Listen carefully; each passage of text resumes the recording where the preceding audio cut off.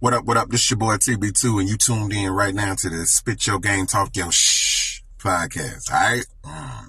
You gotta be professional. You gotta be professional. So we rolling. I didn't even know we was rolling because we rolling. We gotta start to Spit Your Game, Talk Your Shit. We had a little in between conversation, just letting y'all get ready for it. Is that what it was in between? In between or before? I don't know. We actually covered some things too that I wanted to ask. We'll go back too. in. We're We're gonna have to spin the block, as they say. Fine. We're gonna have to spin the block in. You know what I'm saying? But man, yeah, spit your game, talk your shit. Back at it. Podcast is back at it again, man. You know, and we are definitely honored to have a very special guest. Man, stop it. One of the Celebrity. Stop. The first of its kind on our show. You know what I'm saying? We haven't had a singer. We haven't, you know what I'm saying? So this Gospel is a whole background. Gospel background. This is a whole different dynamic, man. So yeah, I'm honored. Without further ado, man, let me introduce, man, Thurman B. Thornton. Let's go. The second. Yes, sir. My man, can't forget that, bro. Man, you know what I'm saying? they made the mistake twice. You know what I'm saying? They made the Come mistake. on, man. Come on now. Second time's a charm, as they say, man. It is. It is. I think it is over here. I think it's the third time, but we just made it up. We like said that. second. We going with it. We going with it, man. with You know what I'm saying? Yeah, it is an honor. It's honor. I'm honored to be here. Thank you for having me. This is fun. It's fun. It is a situation that I know that people are automatically gonna be like, really? I'm be like, yeah. Man, we go back to Dollar General days. Let's bro. not go. You should forget that. You know what I'm saying? Nah. We go back to We're taking it back to minimum wage days out here. Oh my God. We ain't playing no game. Bro, I actually like, got paid listen. $5.50. I actually got paid $5.50. I do How not. do I get paid? Every week or was it bi-weekly? Oh, it was definitely every. I think it was. No, Dollar General was every week. Dollar General was every week. Dollar That's General. what I'm saying. Kids Dollar General was understand every that week. no Family Dollar Dollar General. was every other week, and I'm like, Okay. yes, this is foolishness. That's So bullshit. yeah, Right. so but no, Dollar General was every week. I mean, Kyle, this is what Kirby and junior high and Hazelwood and high school. This is your chef extraordinaire. I'm just a wrestling head, man. Wow. I mean, I am there now, Yeah, you know what I'm nothing. saying? Y'all see that they know how to bring it in for it, brother. Just so happy that one of the greatest wrestlers of all time is The Undertaker. I'm just saying. That's why I put it out there. You know what I'm saying? They really know how to welcome them, brother. But no, I'm honored to be here. I look forward to the conversation above anything else, and just let's have a good time. Let's do it, man. Yes, sir. I'm glad I caught that clarity part before we got everything, so they won't be like, well, yeah, they just sitting there smoking around. But they'll get me before they get you. And let me, hold on, disclaimer. Okay, so let me clear. You may see some flames or anything else, but if you're paying attention, I'm not. But let me say this. I was asked, I said, it was so, I don't smoke.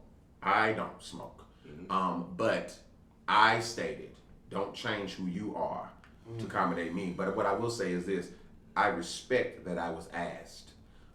And that to me speaks to the integrity of this show and of this platform, which is why I was more than willing to come on, because it takes a lot. It's honorable when people know enough to know, hey, let me ask.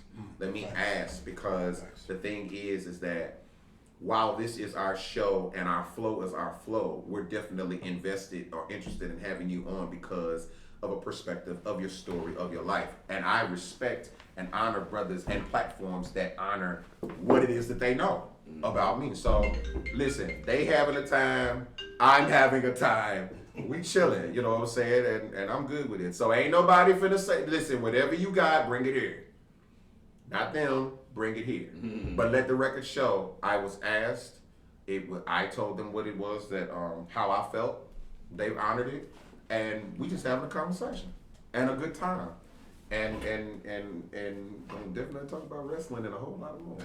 You know what? And actually, you already kind of toppled one of the things I was going to ask you. Okay. One of the first things I was going to ask you was the fact that, you was cool with, being in an environment with smoke. Because, that let me know that you're not a judgmental type of person. You know what I'm saying? No. And which is good, which is refreshing, because I know, like, speaking for myself, like my generation, I kind of seen where Boy, you talking like you ain't nothing but 29. I appreciate Take it. I'm running with it. I'm running with it, y'all. 29. I just got to get the birth certificate to match it. But it can be doctored. That's a fact.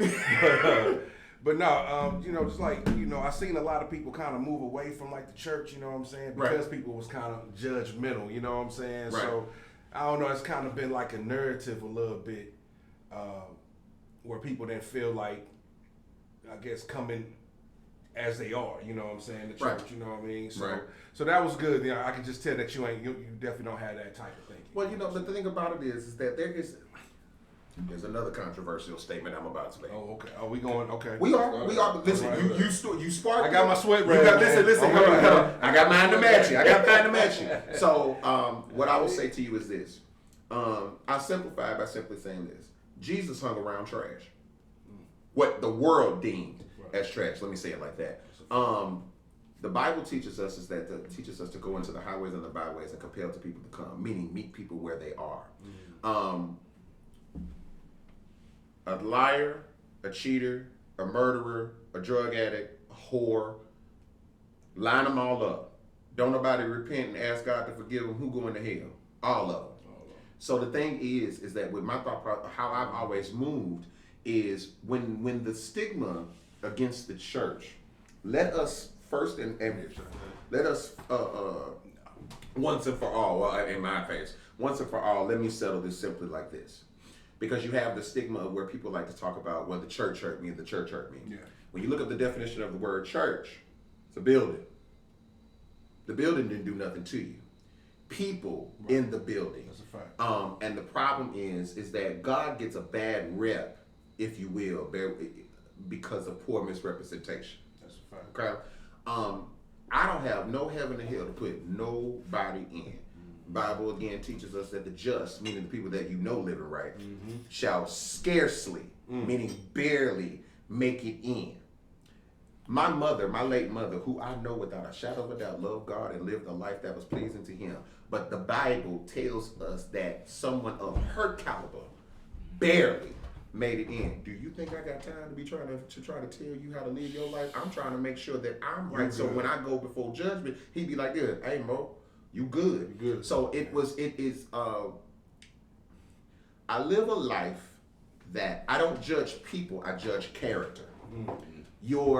The problem is that people don't understand. Your actions speak way louder than your words, because everybody has lip service. It's easy to say whatever, but what I always look at is what you do, does that match what you say? And so it's not I've never been the type of person, if anything, I'm probably loyal to a fault, because there's never nothing wrong with having hope for people. You always hope that people will get better and do better and grow and move on. There's never anything wrong with having that. But in the process of life, sometimes you have to be like, okay, if it walk like a duck, quack like a duck, and so on and so on. Yes, like if what good is it that I judge you for whatever your supposed proclivity or issue is? So you smoke, I drink. Yeah. They're both not necessarily the healthiest, but the thing is, but who am I to say that your vice is worse than my vice? Right. If God doesn't deem them right in any capacity, and we don't claim, you know what I'm saying? So it's like, I can't, you smoke, I drink, you're a whore, you're a liar. Okay. But if we don't do the work to clean those things up, because the truth of the matter is, people be focused on what they deem as obvious sins. But one of the worst sins walking around here is pride. It's pride. You want to talk about, I mean, for real, like that's the conversation don't nobody want to have. You want to talk about, okay, you're gay, you're a whore, you're an addict, you're a liar. But the worst sin, if we gonna deem it, because the Bible teaches us that God hates all sin, but if we gonna deem above one sin above the other, pride, self-adulation, thinking that you are above anybody else. There's only one that's above all, him. So the moment that you start to carry out your life as if you're him.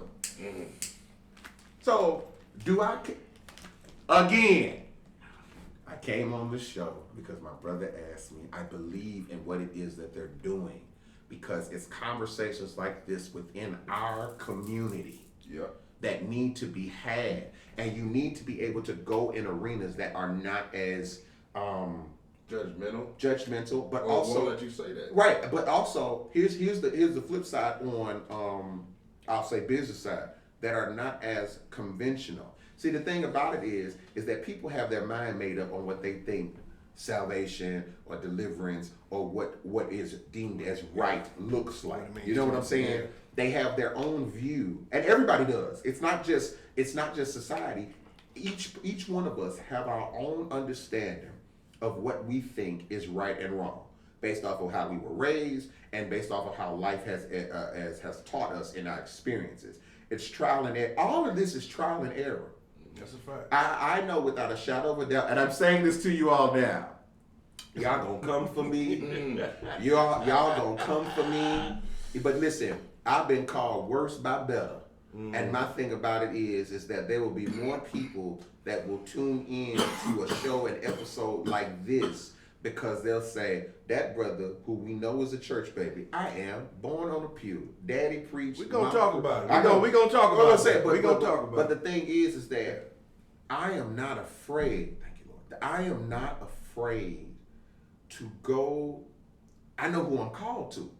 That's the most important part. You have to know. Everybody got an audience. This show has an audience. And while you're continuously growing and building, somebody will be like, yeah, you want the millions. Well, hell, who don't want the millions? However, there is a core group of people that God has specifically carved out for this show that above anything else, as it grows to the millions and millions and millions, you have to always make sure, what the old school say, keep the main thing the main thing. You always make sure above anything else that the core audience that has been with you from since you were nothing, that you always make sure you deliver everything specifically to them while expanding. You know, that's why you got a situation like for example, when Mariah Carey, that is, the formula is Jermaine Dupri. Okay. It works. Killed the game. It never. By the time when she left Tommy Mottola, okay, she made a business decision to marry him and do what needed to be done. And he cultivated her. You know what I'm saying? Some of y'all won't agree with it. Do your history. It's what happened. A big star. It made it. He had the money. He put the money behind her. Yeah. And he introduced her to the world. And he introduced his image of her to the public. When they got divorced and they separated, she then decided, I want to reinvent myself and incorporate more of who I really am. Yeah. Jermaine Dupri, production-wise, it was the best decision of her life. When she did Glitter,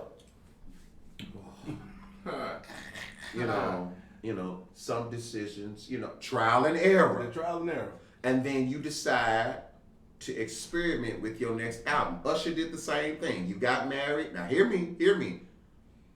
Here I Stand, my opinion, is Usher's probably least successful album because you got married and you decided to ditch what was your fan base for your wife. Now somebody say, well, Thurman, how you gonna say something like that? It's not about disrespecting what he married, but the album that he made for her, it should have just stayed with her.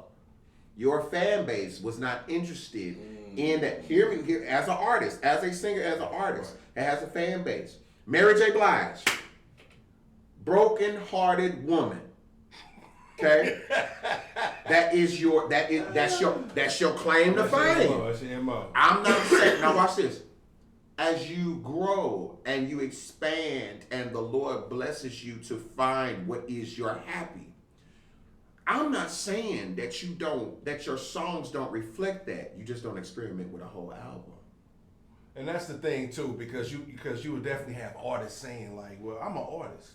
I should be able to. I think Drake just went through this. He is, right? You know what I'm saying? And finna circle back and go. He had to fix it. He had to circle back with 21. He had to because you lose people. You lose people because the sad part is here's where it sucks.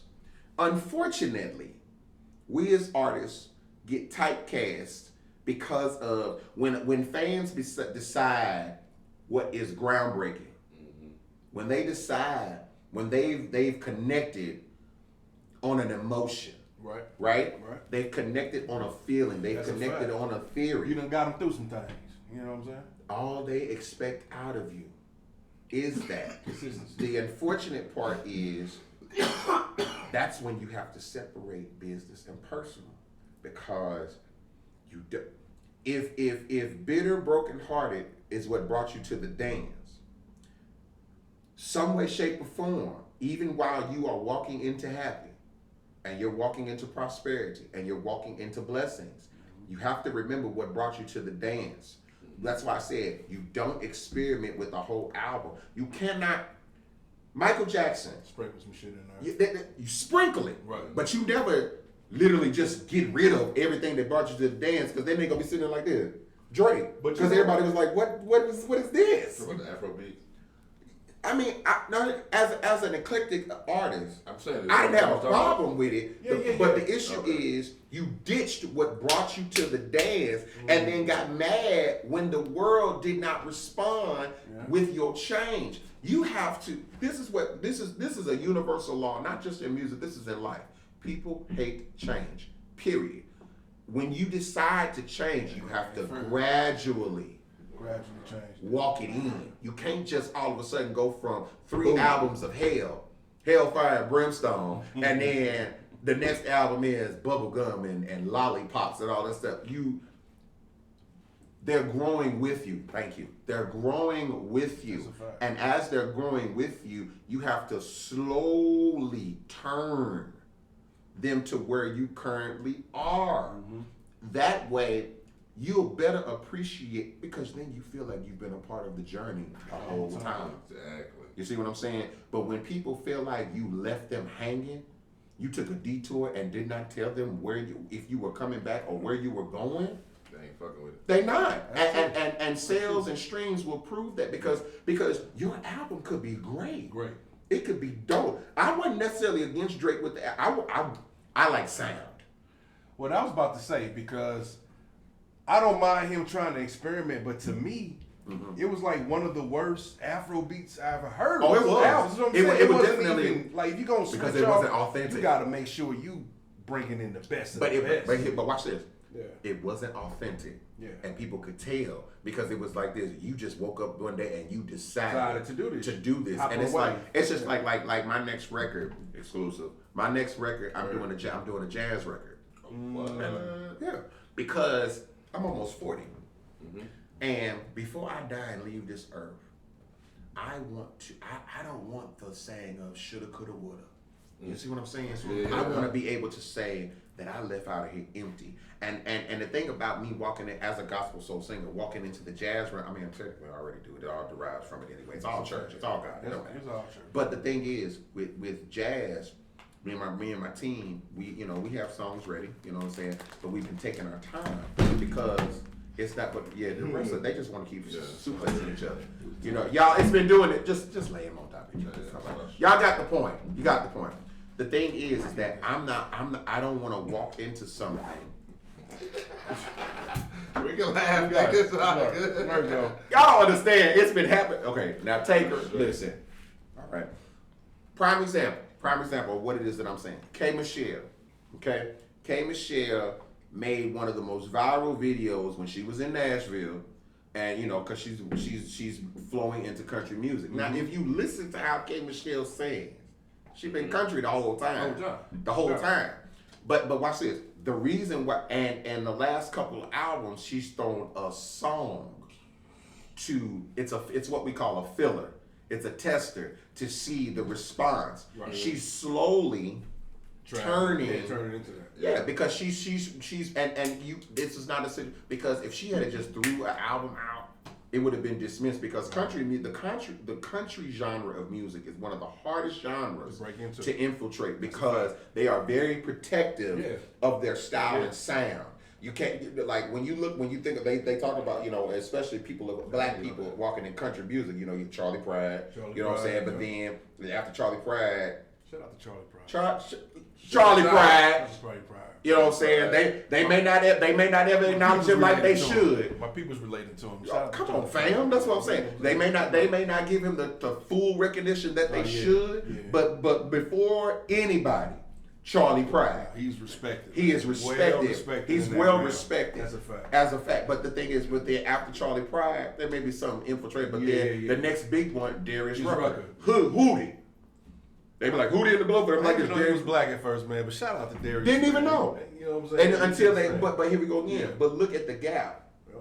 That's how. But Darius had. Watch this. You had to be full-fledged Hootie in the Blowfish before you could walk in. To that. And so what K. Michelle is doing, because folks like, when the country, but then also it also speaks to your representation, because when you have a label that understands who you are, they know who you are, but they refuse to go with you. They still want to keep you in this R&B box. And it's like this. R. Kelly, I know that's a taboo name, ain't to me, but it is what it is. Still make great. So listen, let me explain something to y'all. I'm going to say this right now. I'm going to say this right now. We going there? We going there. Okay, we going there. I'm going to tell you why we going there. All right. Hold on. We gonna tap it and move. No doubt. So here's the thing. I'm here for it. Here's the thing with R. Kelly, because see, I see what kind of conversation. Well, we having it, so whatever. The Robert Sylvester Kelly. Okay, you cannot change what that man has meant to music. You cannot. I don't care. I am not a part of the alliance of silencing this man because of demons that most of these people already knew that he had. Second of all, there are personal things that I know. And what I'll say is this. If R. Kelly's sitting in prison, every parent, every artist, talk to him. Every agent, every security guard. I'm not talking about what I'm speculating. I'm talking about what I know and what I've seen. Because I've seen R. Kelly used to do, in his off time in Chicago, he used to do gospel soul Sundays. People don't know this. He used to do this. He used to he would bring in independent artists that were in the genre of music or whatever, that would come and do basic showcases or whatever. I just so happened to be, I was a frequent regular in Chicago for some of his showcases. It's an opportunity, whatever. I've seen mothers with little bitty dresses on. Bringing their daughters. On. With smaller dresses on. Trying to get in. And the truth of the matter, I got any of them. Some of you parents need to tell the truth. Y'all wasn't sleeping with him, y'all was sleeping with the help. You sleep with security in hopes to get to him. Now now let me say this. Only God know the truth. For real. But what I will say is this, is that if y'all are going to nail him, Charlie Sheen, Donald Trump, the daddy from Seventh Heaven, Matt Lauer, Harvey Weinstein. Comedians made jokes about Harvey Weinstein for 30 years. They were stand-up comics that made jokes. It was public knowledge that Harvey Weinstein was the "if you don't sleep with me" director, I can ruin your career. It's been public knowledge. But the problem is, say it. Yeah. The problem is, there's the issue. Lord, I love y'all. I did listen. Come at me. Come at me. Right out the bottom. Come at me. The issue is that everybody that I just named is white. The daddy from Seventh Heaven, Stephen Collins. The NYPD and the LAPD had did an investigation because it was rumored that he had been sexually abusing young girls and young actresses. The NYPD and the LAPD concluded they stopped the investigation after a year's work because they said it was too old to substantiate. That was in October of, I want to say, 2012. Google it. December of that same year, he went on Larry King Live and admitted that he had sexually abused underage girls. Did they pull Seventh Heaven off TV? Did they pull the reruns? Did not. Whoa. But Bill Cosby was finna buy NBC. Oh, I'm telling it. was finna buy NBC. That's a fact. Okay? But y'all act like Bill Cosby was finna put Pookie in them on TV. He was never finna do that. Right.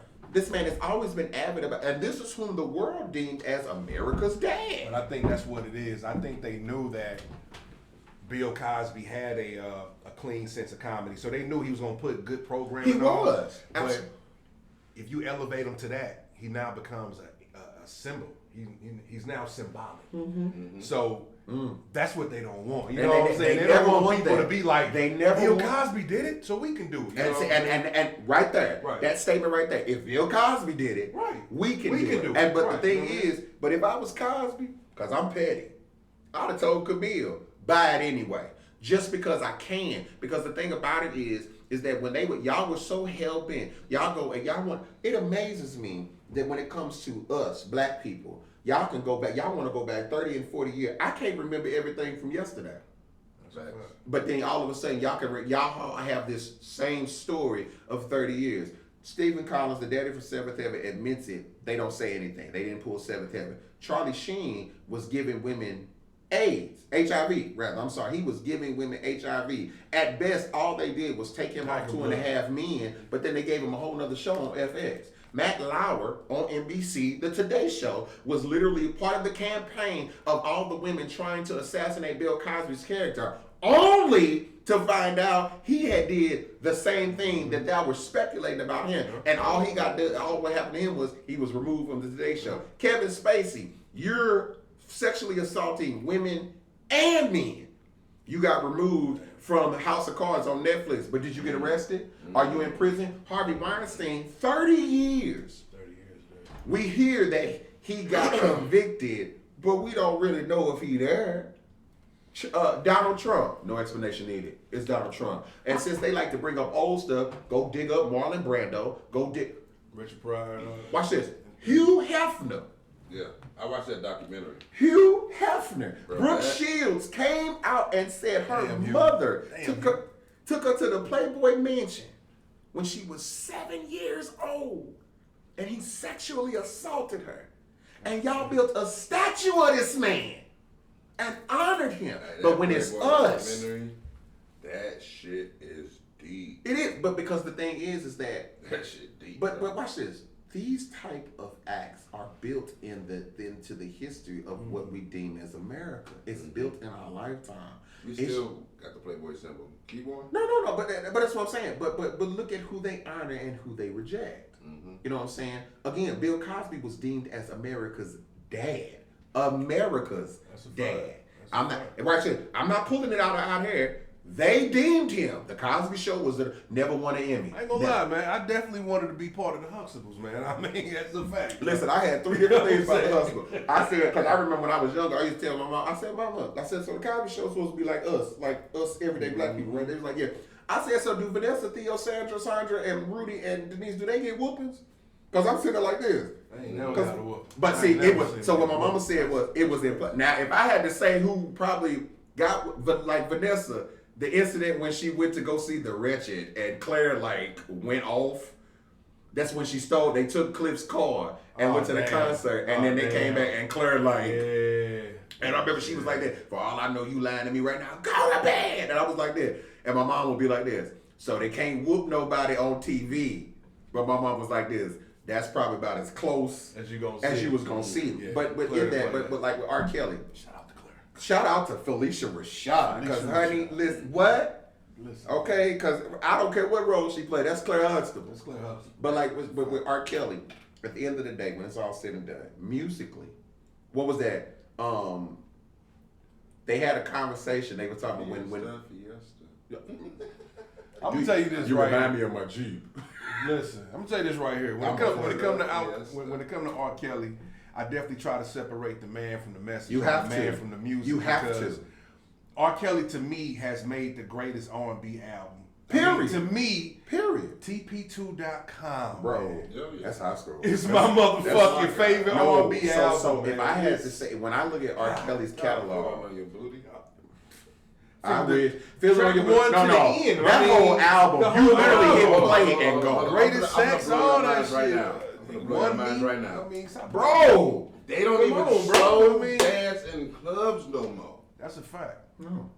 They don't. When that song come on, everybody is like, bro, you find a label, right. you find a partner, bro. They you was like, find a even the DJs. We in there bumping. Hey, if you was in the Palace, if you was in Saints when that song came on, you found and a partner. And you ain't had nobody, you better walk out the party room or wherever they was at, bro, because you find a that partner. was mandatory. No. You had to be feeling on somebody. You had to, but the thing I think with R. Kelly, Bro, what you said, they don't even do that no more. No, they don't. Well, here we go again. Selena Johnson made a statement when they convicted him, and you know she's from Chicago and she worked with him or whatever, and she made a statement when they had convicted him, and she said it's a sad day, not just in R&B, it's just a sad day. It's period. a sad day because the thing about it is that am I finna say this? Yeah, I'm gonna say it. Tank made a statement. I got you. Trust me. Go ahead. No, you got it. He made a statement that he probably should not have. Okay. And he wanted to join the Me Too situation and say, you know, I got daughters. Tank, we wouldn't know who you are if it wasn't for R. Kelly. Now, let me say this. If Robert Sylvester Kelly did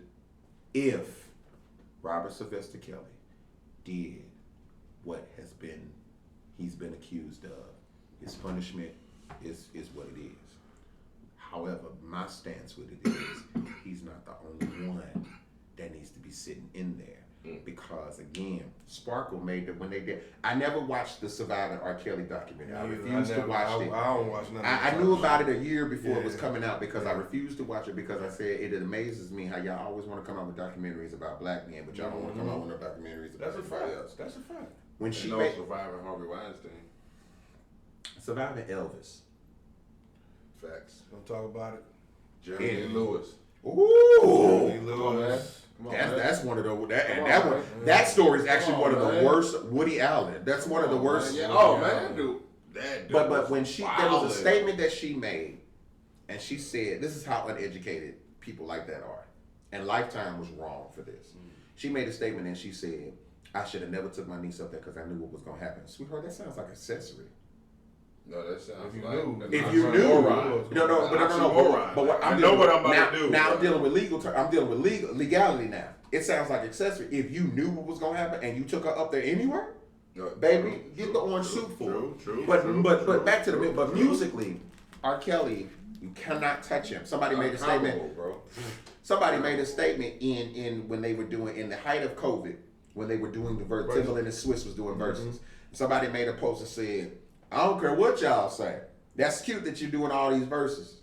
They posted a picture of R. Kelly and they said, but ain't nobody. Nobody fucking with I said, nobody. Because then somebody said, they said, well, the only person that can mess with R. Kelly is Michael Jackson. I said, can't even be my MJ. They said, Thurman, how you gonna say that? I said, R. Kelly wrote, you are not alone. That's a fact. Verses is, he wrote that. He wrote that. That's a fact. He wrote that. R. Kelly wrote, you are not alone. MJ reached out to that man, like, I need one of those hits. You know talk about. I'm talking about, and this is MJ. This is Michael Jackson. Like, I ain't gotta reach out to nobody. And we're talking about he is every bit of Michael Jackson. And Michael Jackson called Robert Kelly and said, I need a hit. It was in the height of that first trial situation. And he needed a hit. And R. Kelly, folks don't even know. Yeah, folks always make the joke about how he cannot legibly read. He cannot. Yeah. But he wrote, what was it? Whitney Houston, I Look to You. He wrote that 10 years prior before she had even got it. Like there are so many songs that man, just on, you took Bow Wow's I'm a Flirt. I don't even listen to Bow Wow's. See that? You ain't know that. I'm a Flirt was Bow Wow's originally. But the video we saw was the I'm a Flirt remix with Kelly. He took it and it was like this. Bow Wow's version, if you heard it, you just be like this. Oh, well, I see. Kels is responsible for people's careers when it comes to my God. groups like groups like B2K. You know what I'm saying? They biggest hits was wrote by R. Kelly. You know what I'm saying? So you can you talk shit about him? I mean, when you touring off the shit that he, you know what I'm saying? You're literally every every royalty statement that's coming in, not every, but you have royalty checks that are coming in quarterly, thanks to him. That's a fact. And you know what? And I don't even know what they even. I remember the trial. You know what I'm saying, about the videotape, but I don't even know what they even convicted him over in this current trial. So it definitely wasn't the videotape. It wasn't a videotape because that was some double type jeopardy. Of kidnapping or trafficking. So they tried to say in this trial, because the videotape tell that was high school for us. We was right. You know what I'm saying? We were all high school. Lines coming through it. Bro, but like I said, I'm gonna say this, and I say this willingly. Let me tell you something. I saw all three. It was three. It was three. It was three. It was three. You got the chair. You got the chair girl. Eating ass.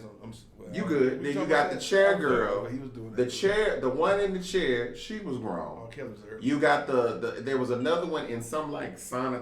Or not sauna. You got the chair girl. Yeah. You got another girl that's in one of his rooms. Yeah. The one. Listen. The video that would have had everybody in question was the girl with the short at the hair and long in the back. Right. That was a child. That's the one. That's the one he pissed off. That's the one he pissed off. That was a child. However, in that trial, she got up to testify and she said R. Kelly wasn't the first celebrity that I slept with. As a matter of fact, that opened me up to other celebrities. So R. Kelly didn't get convicted on that just based on the fact that you didn't have nothing else. What he's sitting in there now for, what they did was, it's not some. It's I'm gonna say kidnapping for lack of a better word. It's kidnapping, but it's also enslaving, like holding them at like it's kidnapping and low key prostitution. It's as if he was the whatever they deem as a high level pimp type situation. They're doing it as if it was a scheme that he had been doing. You know what I'm saying? Because they try to bring in the whole he's at playgrounds watching girls and saying pick them up. But again, my whole stance on the sense is if y'all got him in there, every person that was involved in that need to be in there with him. But that's R. Kelly. But yeah, it's unfortunate. It's unfortunate because it looks like that he's looking like he might die in jail. You know what I'm saying? Because he got convicted of the one, then he still got to get sentenced for the other one. So. But then, now here's the crazy part. He got convicted for one. 30 years. They're dealing with the 30 years of that one. But then there's the other one. But then there was another one in Chicago that they threw out. Yeah, they threw out because they was like this. You couldn't substantiate it. Right. It was like, but he, unfortunately, he gonna be in there. He in there. But if I was him, I'll drop a record every year because I can. Well, he tried to. Remember they Well, he said they took it off Spotify and shit. He said it. Whatever. I downloaded it from YouTube. It's on my phone. You know what? I ain't. Because I ain't gonna lie to you. I heard like 2 or 3 songs. Them motherfuckers was banging. Going. Wait a minute. I ain't gonna lie to you. It was like 3 songs on there. He can't miss, bro. He can't miss. Even though some of them were old, and he even said he said it really wasn't me. The label did that, but I'm not. But what was crazy is that it was out for like 24 hours. 24 hours, yeah. And it was like the most streamed thing. Everybody was like, I said, bro, because when y'all get through talking, people know, man. R. Kelly don't miss. He don't miss. Yeah, we done went left. My bad. No, we, you know what I'm saying. But that's how this conversation rolled off, man. You know what I'm saying. So we gonna switch gears. Okay, all right. I want to ask you a question. Okay, I think I can. I might have an answer. I'm gonna go back to Memphis. Okay. How did you even get into that play? So, comedian Stephon Smith, who we did lose unfortunately last year. R.I.P. Was it this year? Yeah, it was last year. Shout out to his wife Angela. R.I.P. man. Yeah. Me and him met. How did that happen? Where did we meet? I had done some shows in Memphis before, here and there, but I don't think me and him met in Memphis. I think we met. Social media is a definite fun tool, but I think we did. I think I had did a show. Either I was in Memphis or I had did a show somewhere. I can't remember where. Oh no. Stephon had his own awards show that he hosted, right? And I got nominated for a particular award that year, and then they asked me to perform. So I went on to perform a year or two. It was like a year or two prior to that event, and you know, I did what I did, thank God, you know. And we became friends, did business together, things of that nature. I was on the pre-show of the first year. And then the next year for his award show, he put me on for the main show. And I won an award that night, and I performed the night before. And he had already been traveling doing the comedy thing, and he had already done a DVD 2 years prior. He was preparing for a new one. And he wanted me to open. He wanted me to open for the show. And, you know, handle logistics. He dealt with my wife, who was my business manager, and all that stuff. And we made the deal. They made it happen. And part of the contract. Let me help y'all out. When they book y'all and you have an agreement and you do the contract and all that stuff, promotion is a part of that. Okay? Oh, for sure. It is a part of that. You talking about on your end? On my end. No. Yeah. We negotiated the contract on what it was that I was being paid, and in said negotiation contract, promotion was a part of it. I'm being paid this amount to promote. Yeah. Because the truth be told, the payment wasn't about me singing. I was being paid to promote the event. We sold it out. May not necessarily ticket wise. He knew the numbers. We sold out. And that's really how that happened. It was just social media. He saw me. Like I said, I got nominated for an award doing his actual award show. He asked me to perform at the pre-show, which kind of turned into the main show. And then he booked me back the following year for his main show. And what we were actually preparing to do prior to COVID, that show in Memphis, that live DVD taping that you ended up coming to, was the prelude to our business venture, that because we were getting ready to do a 15-city tour. I was gonna be over there, and he was there. You know, people do it all the time. Folks be killing me. They act like that this is, you know, it's something new. Comics and singers have intertwined with each other for years. It's all entertainment. Yeah, so it's entertainment. You get an even blend of everything, for sure. right? I seen the Ricky Smiley show. Yeah. He brought Kim Burrell, or It was like in 2010, but he brought like a couple R&B acts. Yeah, he was bringing it like because it's an offset. It's an even balance for a show. You're getting the music, songs, and you get the comedy. Yeah, you get. Listen, it's actually a great business venture, and it's a definite dope lane for it. Yeah, for sure.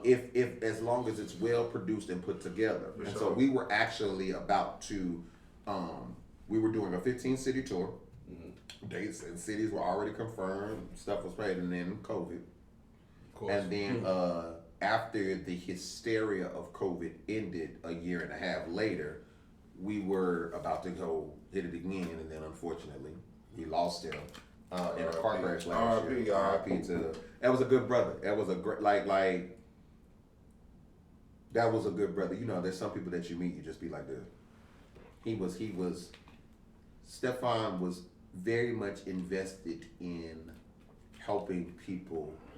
He was invested in bringing visibility. He knew what he had as far as his comedy background and the following that he had, and he was always invested in shining his platform light onto other people to bring awareness. That's how you do it. That's how you do it. You bring awareness. Once you've secured your staple, your lane, now your job is to turn around and pull. You know what I'm saying? And it is and the thing about it was never intimidated by what another person brought, whether it was another comic, a rapper, an art, a singer, whatever, because when you're solid with who you are, there is no competition. If anything, it's collaboration. Black people, learn the difference between. That just went over so many I'm people's telling you, fucking heads because we have to stop this competition crab mentality thing. We are better together. You know, we are better together because when we bring numbers together, we cannot be stopped. And so when we stand divided, we fall. You know what I'm saying? And what I love about that brother, and I miss him dearly, because not just about the fact of what we were getting ready to do. He was just a genuine soul. He was a kind soul that literally just. It was cool. Hey, you finna have a shot for this brother in a moment of silence. Let's just do like 3 or 4 seconds, bro. You know what I'm saying? Get you a little shot. Or you a little shy, cause that meant something to you. I seen it in your eyes. Yeah, man, he was a good brother. You, bro. I seen that in your eyes. He was a good brother. Like, that was, and you then, know, we don't get too many of them. So you know what I'm saying. This shot is from my man. Moment of silence, Stefan, we miss you, brother, for real.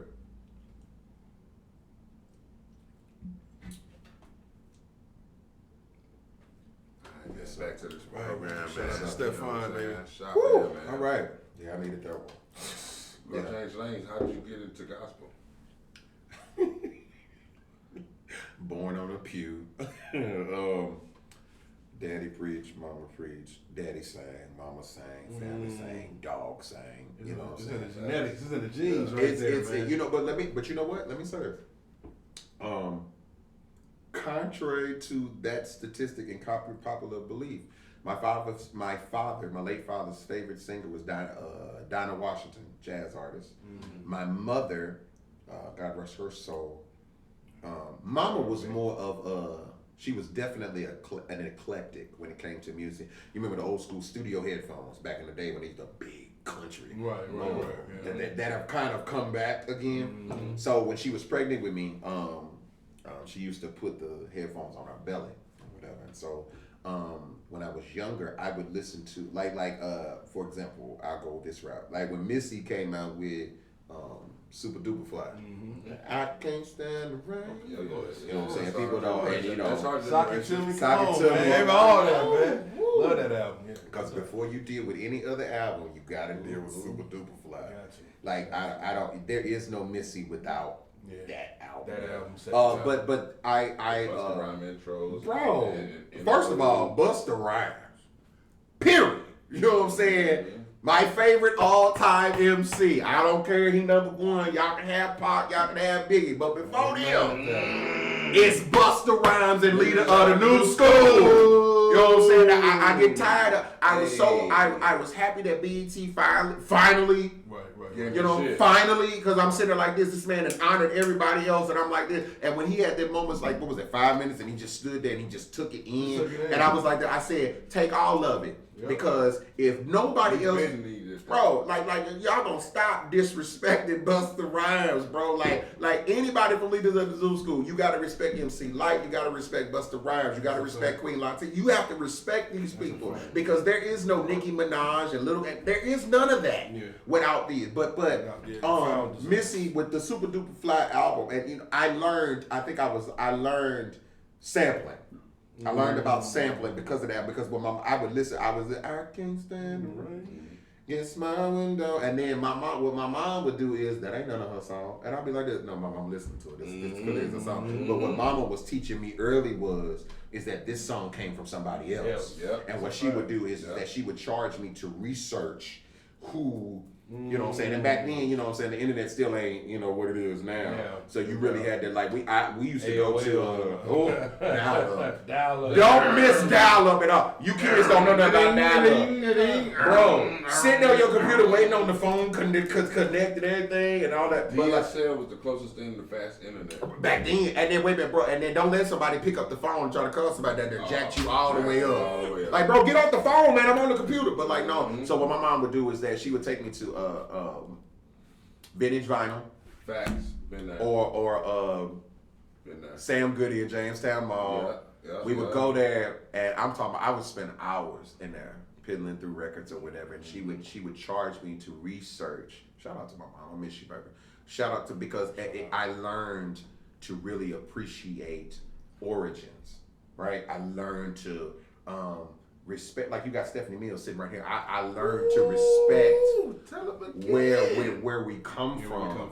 You know what I'm saying? Because in order for me to appreciate what I'm currently hearing, I have to remember where this sound originally came from. That's a fact. And so my mom would never let me. I would listen to it, but then she would be like this. That ain't none of her song. Or like when Mary J. Blige remade Sweet Thing, and I'm in there bopping, and she like this, nigga, nah. She like this, Shaka Khan, let me rock Shaka Khan. So in the gospel aspect, it's just church in me.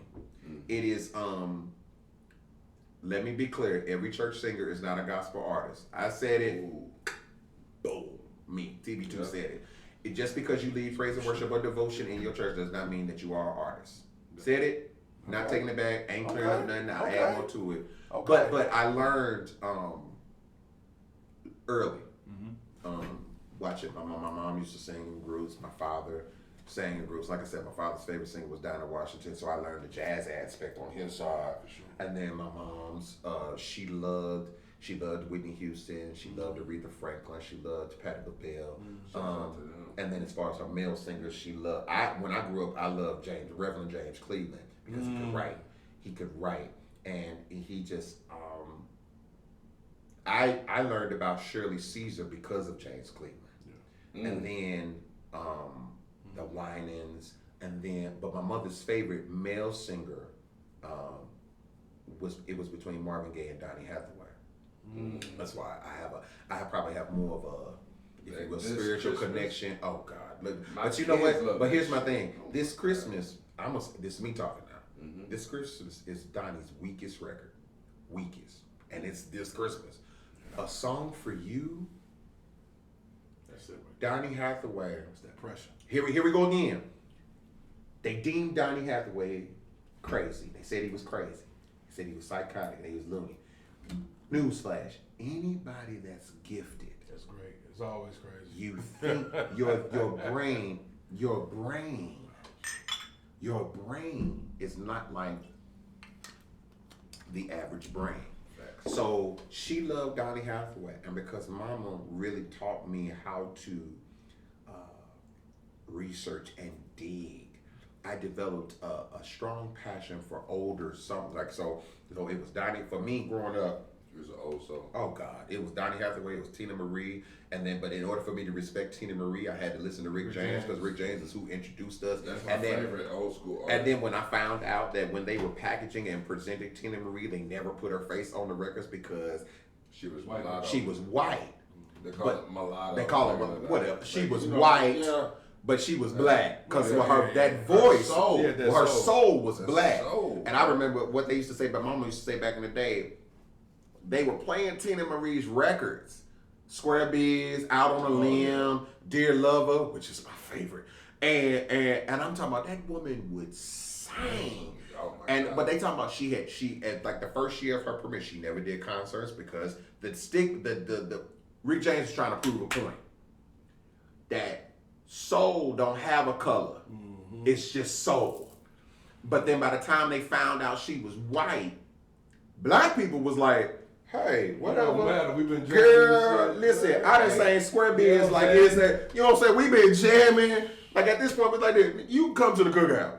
But it was the white people. But that's just like Casey from the Sunshine Band. Oh yeah. Or who just got Bobby? Oh yeah. What's his name? I know what you're talking about. Oh God, he just passed away. Can we? You talking about? You talking about? No, that. You talking about? No, the white boy with the hat. Yeah. Because that we didn't let it. That was love. Yeah, Bobby Caldwell. Thank you. That we didn't had in the cookout forever. That's a fact. Just like when Michael McDonald did On My Own with Patti LaBelle, and we was like this. Bro, you come to the cookout. Michael McDonald was the sound of the 80s, nigga. You couldn't have a movie come out in the 80s and then have him singing. Nigga. As soon as your movie come on, you hear that nigga voice. Watch it. He better been singing. That's a fact. He better be, because if he wasn't, I'm like, bro, I'm not watching your movie, bro. You know what I'm saying? But I think that I with the gospel influence, I had the influence, like I said, church baby, preacher's kid, things of that nature, but gospel is at the yes sir. A couple seconds. Yes, sir. We miss you. We listen. Can't get that, man. But watch this. Let me tell you something. Soul ain't something Whitney Houston said this best. You can't teach soul. It has to be in there. It has to be. It has to. Soul come because I don't know. I'm not a singer, man, but it just seems like the soul singer sing from emotion. Like it might be trauma, it might be life experience. Yeah, you look like when you heard. And even though the world may not deem this as a soul song, I guess, when Michael Jackson sang "She's Out of My Life," he was dealing with something. That's a fact. Whitney Houston sings "I Will Always Love You." Yeah, that was Dolly Parton's song. She wrote it, but Dolly Parton has always said, I thank Whitney Houston for pulling something out that I never. Hold on. Rewind that. I didn't even catch that. Say that again. I Will Always Love You is Dolly Parton's song. Like Whitney It had been Houston it had been out. It had been out. It had been out. Country song. It was a country song. Yeah. It was a #1 country song Number for one. her. Yeah. Whoa. But it never saw Oh, the shit. magnitude that it saw International. internationally until Whitney Elizabeth Houston. That's a fact. And Dolly Parton, unlike other people, understood her position. She didn't care. She wrote it. So she was getting the publishing check regardless. Mm-hmm. But the respect came in when she said she always, even after Whitney died, she said she did it before she died, Yeah, way yeah, before. yeah. She always She's always acknowledged Whitney Yeah, for because she said, I never, that song on my version, never saw the heights that it saw until that beautiful woman, that beautiful queen sang it. And that says something. When and this is Dolly Parton. It's Dolly Parton now. Like Dolly Parton is the biggest country female star, period. And shout out to Reba that movie. McEntire, Shout out to 9 to 5 because I used to watch that. Yeah, movie. man, that's a good one. That's a good one. They'll be on that one. That's a good one, bro. But what I'm saying, but watch this. But someone, it's all about understanding your position. That's a fact. Dolly Parton understood. It was #1 for her. That's a fact. In country. That's a fact. But for Whitney, it was universal. Facts. You know what I'm saying? And she knew that she'd be like this. Listen, let me explain something to y'all. I won country. I didn't win the world. That girl won the world with the song that I wrote. And the thing, just like people don't know, The Greatest Love of All that Whitney Houston sang. It was not hers. Originally, George Benson, another black man. Shout out to George Benson. It was his song, and it was #1 for him. However, Whitney will never get another one. There's no voice that has that even blend of gospel, soul, jazz, blue, all of it. But let me ask you this real quick, Go ahead. because one thing about Whitney, what she did, every song she was on, she made it to an international hit. Correct. If I had to compare that to anybody in the game now, if they get on the song, they take it to big heights. Am I wrong to say Beyonce? I mean, she's not no Whitney, but as far as if she get on the track, it's going to see the whole world. You say, are you wrong to say that? Yeah. You're You know not what I'm saying? wrong. Okay. You're not wrong I to don't say go it. with Rihanna. She's not my. You think Rihanna bigger than well? I don't think of bigger. The debate. So here's But she's more international. So to my knowledge. it's debatable. That is debatable. I'm not gonna say no. Watch this. I'm I'm not gonna. I won't say this. This is how I'll say it. I'll say you're both correct, but you have to also take into consideration it's two different audiences. For sure. But the thing is that Whitney represent. So before Whitney, Aretha. It was Aretha. That's a fact. The unfortunate thing for us as people of color, unlike white people, is that white people can have multiples. It has to be. Black people, it always has to be is who's next, who's the next, who's the next, What's the who's the next next. kingdom? It's Right. always one. It's always and one, watch it. yeah. That's in entertainment. That's in life. It's always like you look at it like this. Let's take the comedian circuit. Richard, We already know. Red Fox, Yeah. Richard Pryor, Yeah. Eddie Murphy, Yeah. Martin Lawrence, Kevin Hart. Kevin Hart. But see, it gets debatable Mike because Epps. then you'll say Mike Epps, Dave Chappelle, Cat Williams, Yeah. Bernie Mac. You know, Yeah. I won't say Steve Harvey, but you know what I'm saying that Why you know. not?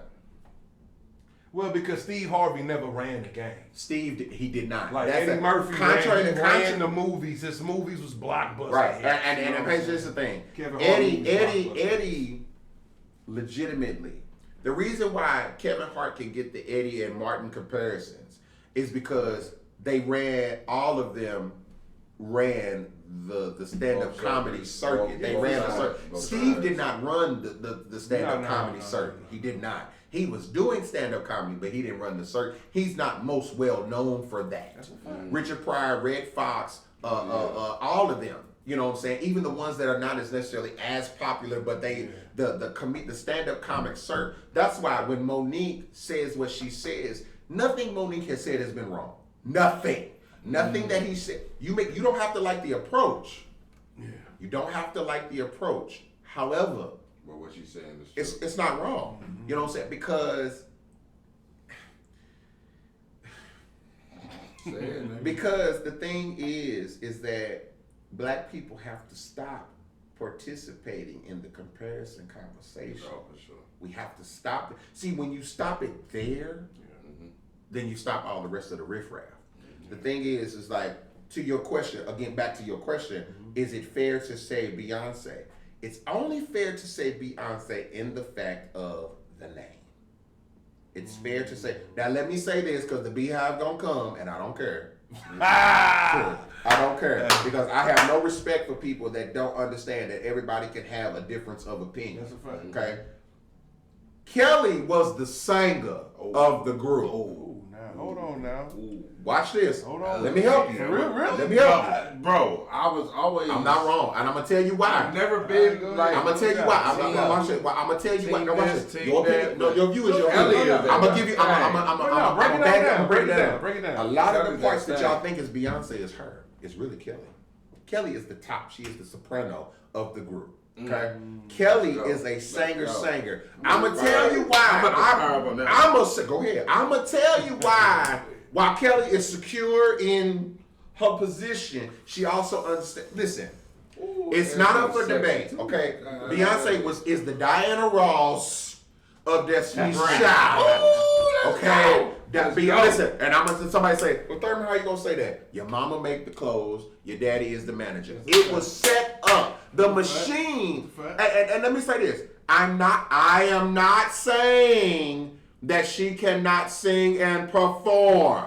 What I'm saying, as a singer's singer, Kelly Rowland. Hold on. Go ahead. Keep talking that talk. Keep talking. Okay. What I am saying is Kelly Rowland, dark, beautiful, chocolate black woman, was the singer. I'll go even farther to say LaToya Luckett is the singer. But Beyonce is a machine. It's the brand. It's the doctor. And again, this is not descriptive. She's a performer. She is. She's going to give you a show, even though she's been canceling a lot of these shows. Anyway, but Kelly, any singer will tell you. Any singer, any real singer, they'll tell you. Kelly is the singer. What I got on that? Cause we wind up. My bad. We just chilling. But Yeah. like Kelly is the singer. This one. You good? Yeah. Okay. Kelly is the singer of the group. Beyonce, it was undeniable. Okay. Beyonce is the force. Well, let me on the record. Okay. I agree that Aretha, then from Aretha, Whitney. I know y'all will say Patty. Patty is her own situation. That's a fact. But here's the thing. No, I'm Team Sade. You and my brother Alex would be the same. Y'all can Sade is beautiful, man, but I can't do it. we can't put it No. we talking about singers here, man. We talking about people. Sade ain't no Come singer. on, bro. She's not a singer. Because I was she is because I'm beautiful, listening to Stephanie before I listen to Sade. listen. Sade on the eye. Now, let me say this. I love Sade. She's a vibe. She is. vibe. And You know here what we I'm go. saying? She is a sound. Exactly. She is a sound. She's an instrument of She is sound. an instrument of sound. Yeah, But sure. if I say I'm spending top dollar for singing, Sade ain't in the mix. No, not Sade. She's not in the mix. If I'm spending That's no top, disrespect. when I hear Sade, it's no disrespect. Listen, watch this. Get your money. There's an audience. The point of this is this: there's an audience for everybody. Oh, yeah, for sure. Okay. Sure. What I'm saying is that Sade ain't on. If I want to hear her singing, Yeah, no doubt. what? She's not even in the mix. Listen, Sade can come to St. Louis right now. She gonna sell out the show.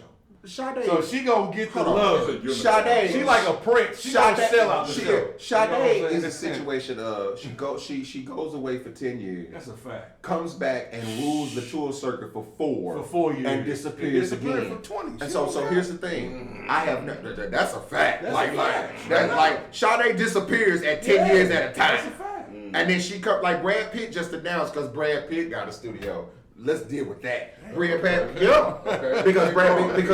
because Sade is recording new music in Brad Pitt's studio.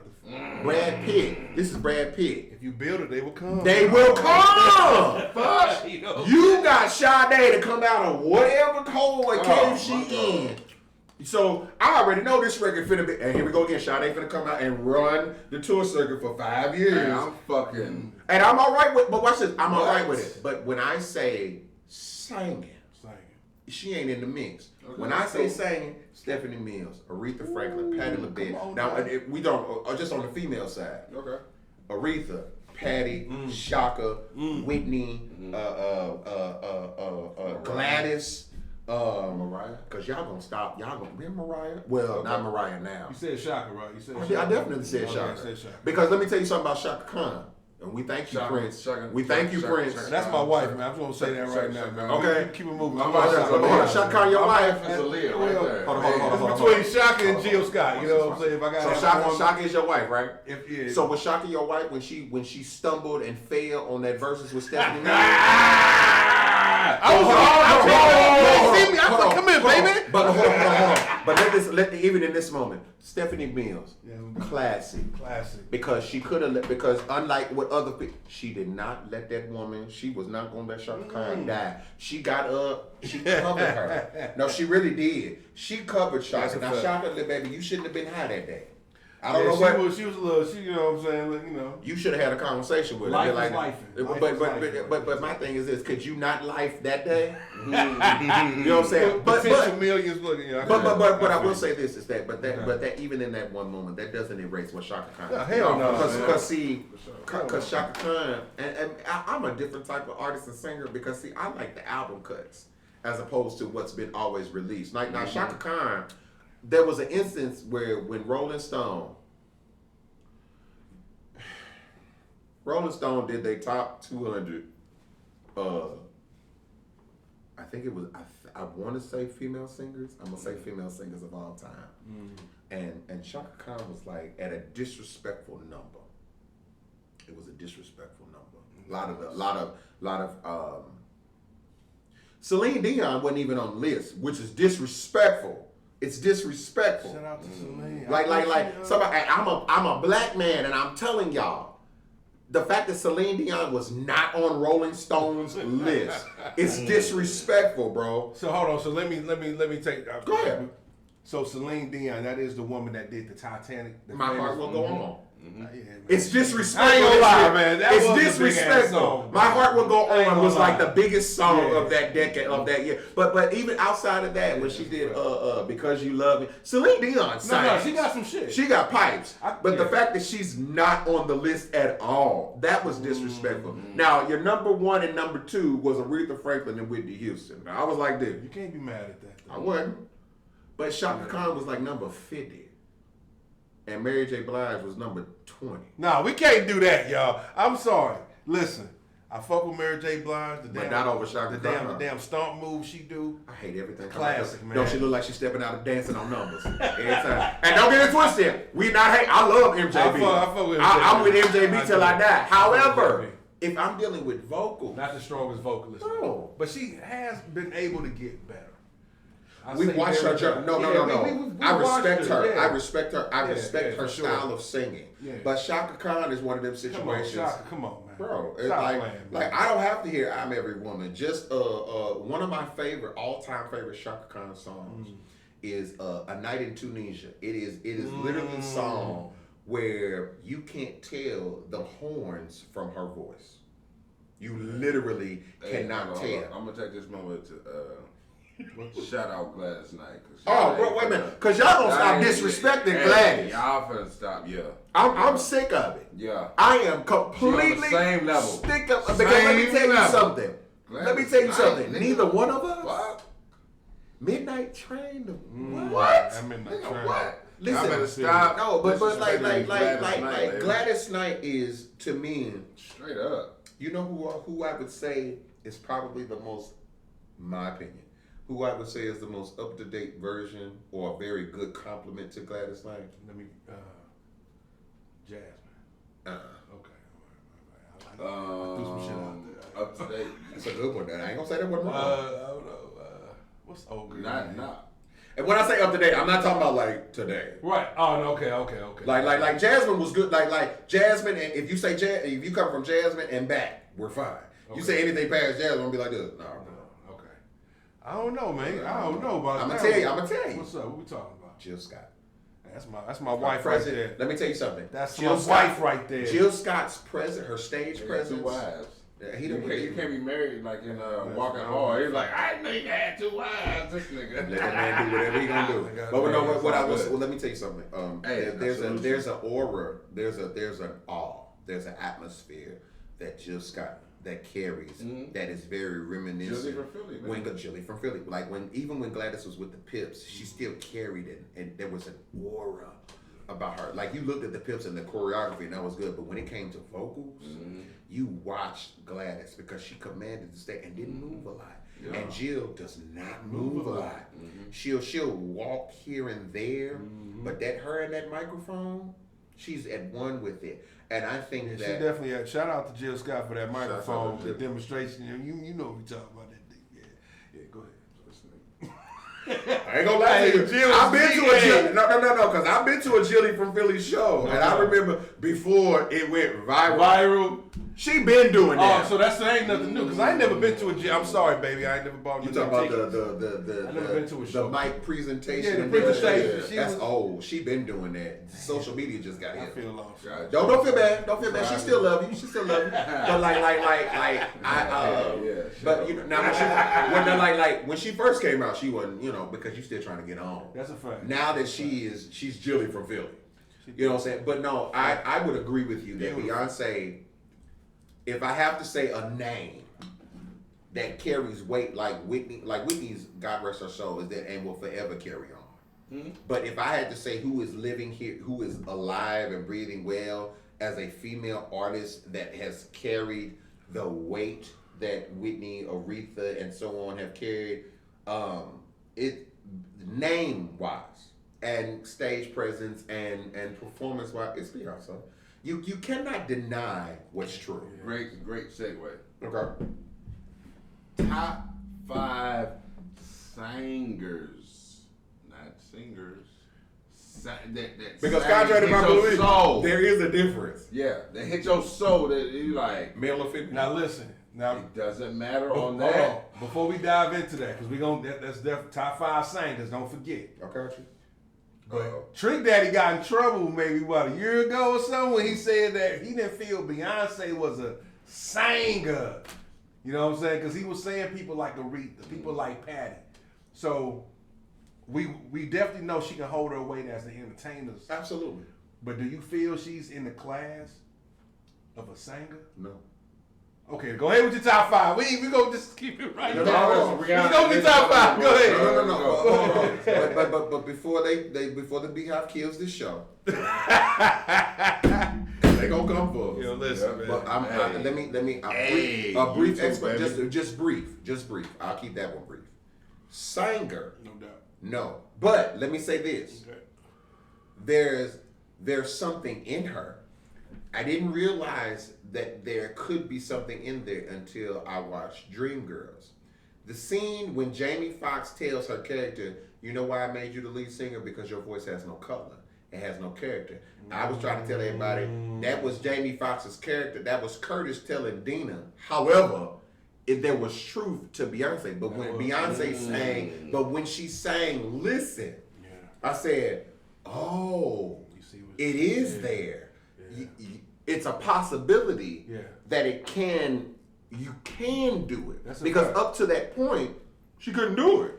When she sang Listen, I was like this. I said, you just haven't been given the material. That's what it is. You haven't been because the money lane is Crazy in Love. They love it. It's the pop lane. Watch this. Get your money. I ain't mad about it. But that's why, if you remember, the 4 album that had Part, it was more R&B because then she was trying to show everybody, listen, this really is my route. My lane, yeah. It's really my lane. This way, and 4 actually is one of my favorite albums. It's kind of the last album that I really listened to from her because for her to throw harmonies, crazy backgrounds, and to really bring an essence of soul music, I was like this. Okay, it's that. But if I had to say, do I think Trick Daddy was wrong? It was his opinion, one. It was his opinion. It was his opinion, one. That's a fact. I fucks with Trick Daddy. It was his opinion, and he had every right to his opinion. I'll say on record, I don't agree. I don't disagree with him. Okay. But here we go again. My opinion. Right. Beehive. Contrary to what y'all think. Okay? Everybody do not have to agree. Facts over feelings. Facts over feelings. Like, Facts for real. over feelings, y'all. Facts over feelings. Get out y'all. Because y'all be in y'all feelings when folks don't agree. Beyonce is not on paper. On paper. She's not a soul singer. She has instances where you be like, oh, it might actually be that. Like Cadillac Records, I think. I feel like when she did Etta James, I said, Etta James. Hey, it's in there. It's in there. It's in there. For sure. It's in there. It's it. When she did At Last, not even so much as At Last, it was the one Old Boy died too? Yeah. Oh yeah. Well, I like that one too. Yeah, but here's my thing. Like you've shown a sense of range. Yeah. And for being able to have the ability to show it, I respect why you've stayed in the lane that you've been forced to stay in.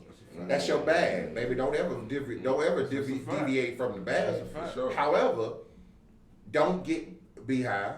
Don't get mad when she's not on folks' top list. Like, I'm not putting Beyonce. Like, I'm looking up at I'm looking up here and I see this Jet magazine cover with Stevie Wonder on the cover. Come on now. Don't get upset with me when I look at a Stevie Wonder and I don't think nothing of Beyonce. See what I'm saying? But here's my thing. Everybody has a right to their own opinion of what is their style. And we have to come out of this. It's this generation. You can't disrespect Anita. No. When I brought up Gladys, come on now. Stephanie Mills. Anita, play that. Anita got some issues right now. You still got to do your top 5. So hold up. So we know Top Beyonce five and then your top 5. Straight. So what's going on? Top 5 singers. See how I tried to walk away from that? Okay. Top 5 singers. But male or female? It doesn't matter. It don't matter. It don't matter. You know what I'm saying? Your top 5. Okay. Your Mount Rushmore. Okay. Singers. No doubt. Donny Hathaway. Okay. Patti LaBelle. 2. I know. It gets ugly right around this part. Okay, what did I say? Donny Hathaway, Patti LaBelle. Mm-hmm.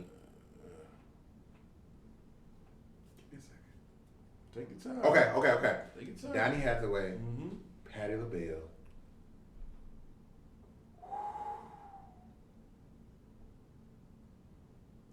Natalie Cole.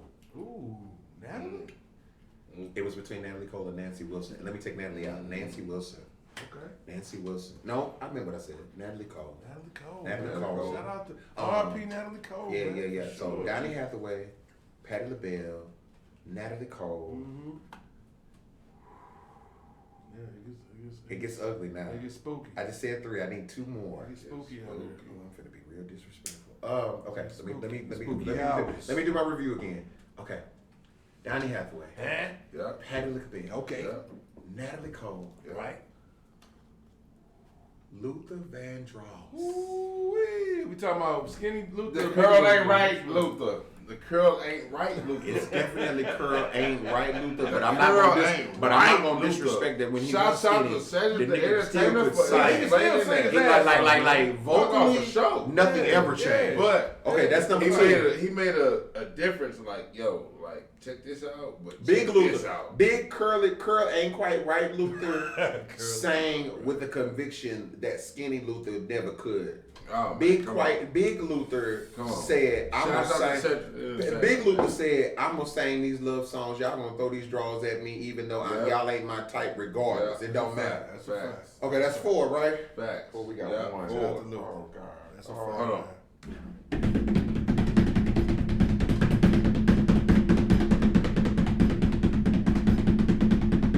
Trying to put pressure. Hold on, no pressure. This last one is always the toughest. Cause you gotta close the door. Smokey. You know what I'm saying? It's like people outside Smokey Robinson was an honorable mention, but Smokey, he's not me now. Okay. He's not who Smokey's smooth. I just He's assume- smooth. I But just his pen game. Okay. That's pen what keeps game him right. is- It's just like Babyface. Babyface ain't my style of singer, but his his pen pen, game is you crazy. can't deny the pen. That's a He's fact. coined for life because of the fact. pen. That's a But okay, let's do this review. Donny Hathaway, Patti LaBelle. Who did I say? Natalie Cole. Natalie Cole. Who did I say after that? Luther Vandross. Luther. Curling right, Luther. The voice never changed regardless. Number one. Yeah. I know, man. It's because I'm gonna get shot regardless. It's Okay, all right. Here we go. One last time. Here we go. All right. Donny Hathaway. Patti LaBelle. Natalie Cole. Luther Vandross. I say this unapologetically. Woo! Whitney Elizabeth Houston. Oh, I knew you was gonna say that. I knew you was gonna say that. Because here's the I swear thing. It was. God. And listen, because it was going to be Aretha, but I'm gonna tell you why it's Whitney. She is the best of all of them. Hey. She incorporates all of them. She has sang with all And of you them. know what? One thing about That Whitney, man. that national anthem. Oh, it's unmatched. Hold on. It's the standard. It's the standard. It's the standard. It's the White, standard. black, mixed, it don't matter. It don't matter. When you go to listen, whole grown man. No doubt. I was asked to sing the national anthem. Oh, I we had gonna to get into that. Yeah, no, but I We'll had get into to that. I had to review Whitney. That's a fact. Yes. That, I don't care what nobody That's the say. bar. It's That's the the bar. bar. That is a Her list. and Marvin Gaye. And see Marvin's version. See Marvin was sexy. That was sex. It was two different ones. He come out here first of all. They set the bar. This nigga for walks both. out here in the basketball game with shades on. Probably was high as a kite. He Go was out out. He there. was definitely Listen, out. and then the He track was play. out. That's a fact. Shout out to Marvin, R.I.P. But you know what I'm saying? I'm like this. That's what Fergie wanted to do and failed miserably. Miserably. And Fergie can sing, but I'm like this. Girl, it's Fergie been done can sing, before. but Stay she- in your lane. yeah, But no, Whitney, She got laughed. it was between Aretha and Whitney. Okay. But the thing is, Whitney is the best of it. We've never had a person, I'm not even going to say a woman, we've never had a singer that literally could sing anything.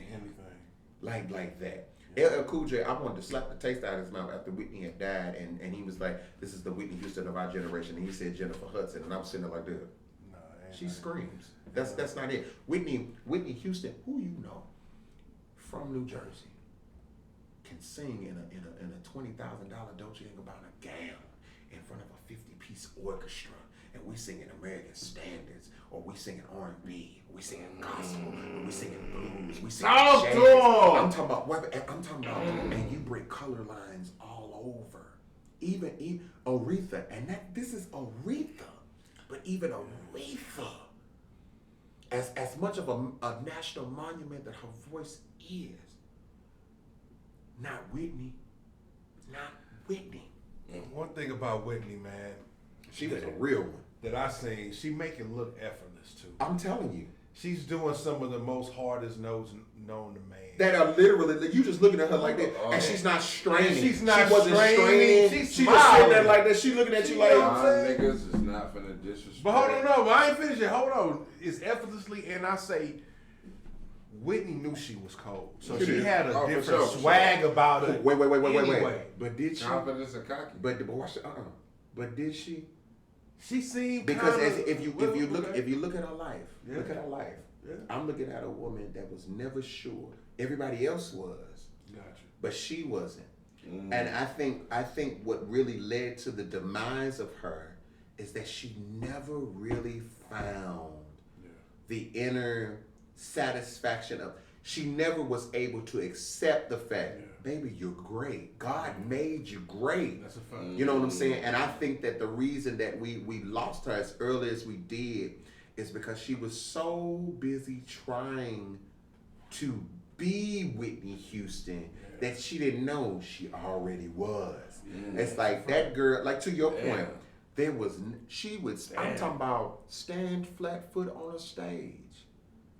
You got the world. Michael Jackson the same, not necessarily the singer, but I'm just talking about on an instance of the world stopped. Oh yeah. Woo! And that woman will never have another one. I don't believe in our lifetime, and at least I don't believe. I don't think in our lights. We'll never have another person that literally embodies everybody. And didn't, I think that unfortunately, say her family was trash. And unfortunately, she was a victim of trying to make sure everybody else was all right. and did not take the proper time to make sure she was all right. No doubt. You know what I'm saying? From Bobby on that, and, you know, I don't blame Bobby for anything, because I believe the reason that she chose Bobby is because Bobby accepted her for who she was. That's a fact. He knew who she really was, and she knew who he really was. And unfortunately, They're from the hood, man. and listen, because I think people forget that about her. That's a fact. She from the hood. Nippy was from the hood. But you know what? When I first hood, dog. When I first seen Whitney Houston, I think maybe the first song I might have heard her was on "Dance for Somebody." Okay. She didn't give off no hood vibes, bro. She didn't. You know what I'm saying? The presentation was America's Princess. The presentation was America's Sweetheart. No, because it wasn't until "I'm Your Baby Tonight" where I'm like this. Oh, okay. You are one of us. Right, you know what I'm right. saying? And I think with her, it was because Clive. Shout out to Clive Davis. It is what it is, y'all. You can, because I will never blame. Listen, you can't deny his eye for talent. That man knows. He knows. God gave him an eye for talent. He got it. Okay. Some of the biggest names. I mean, because Whitney may have been one of his last for real prodigies. Yeah. But prior to her, he was the man. If Clive put his name on you, it's a wrap. It was a wrap. But Whitney was one of the situations. I think with him, she was a situation that he got her when nobody else got her. And he helped cultivate her into who it is that we know. And so, you got the "How Will I Knows" and the "I Want to Dance with Somebody." And then black people, see, this is what's wrong with us. This is what Whitney Houston is a prime example of what's wrong with us. I remember when it was the 1989 Soul Train Awards, and she was nominated for something, and they booed her. Black people booed her because y'all said Al Sharpton. They wasn't calling her Whitney Houston; they were calling her Whitey Houston, because they felt like that she had sold out. And my thing about it is this: it's like this. She didn't do nothing that nobody else wouldn't have done in her position. But what I loved about Whitney, this is where, for lack of better phrasing, the hood would come out. Because Whitney would be like, y'all want to say that I don't sing black, or that I don't sing black but I sing white, and she would be like this: I sing. I don't know what it is. I'm a black woman. I sing songs that I can make a connection to. And it has afforded me the ability to be able to take care of people and help others and put songs on. And I think that what happened with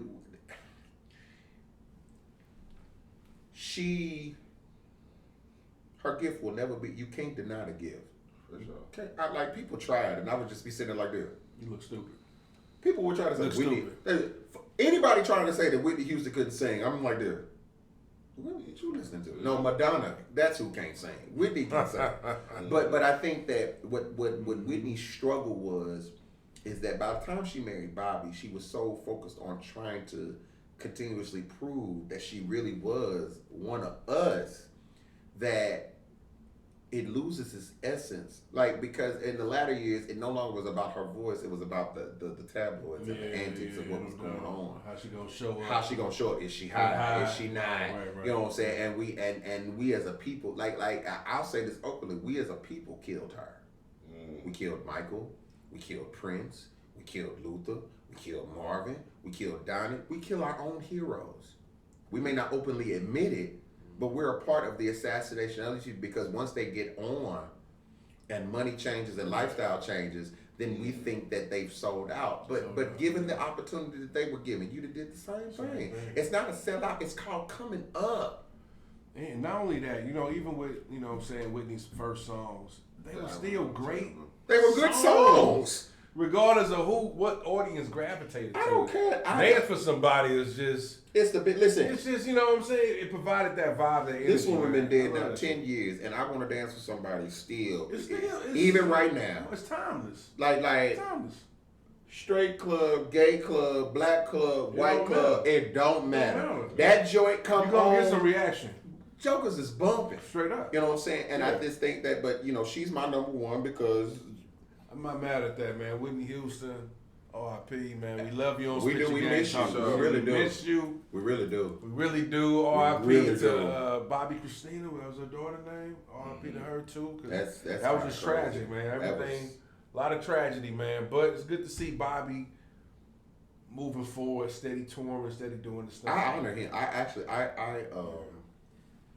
I am not a part of the assassination of Bobby Brown. No, fuck that, man. Because my thing about it is this: is that first of all, I can't introduce something that was already there. Right. One. Second of all, Bobby has openly admitted. I remember when my mother looked at Whitney one day and she was like this. She said, "That girl loved her husband." I said, "They loved each other." Just because the world didn't understand it, that's a fact. Doesn't mean that there was no genuine love there. What happened with them is they allowed the opinions of everybody. Eventually, it'll break you down. That's a fact. And that's what happened with them, because I believe that they would probably still be together today. Hell yeah. If they had not allowed, again, that's why I said, was she secure? She was never secure in who she was. I believe she always was trying to prove she was who she was. And not ever really find the fact out that, like, baby, Mary J. Blige said this. Mary J. Blige said, I don't think that lady, because she said that was she was a good friend to her. And Mary said, I don't believe that woman understood that she was Whitney Houston because she was so regular. Missy, everybody, the stories that Monica, the stories that people come out with about Whitney, talk about how she was so regular, like how we are, like how like we doing right now, like something that Whitney would have done, and people, the world at large have been like, what? And everybody else like this. Man, that chick didn't move like she was Whitney Houston. She moved like she was like a nigga on the street. You know what I'm saying? So, I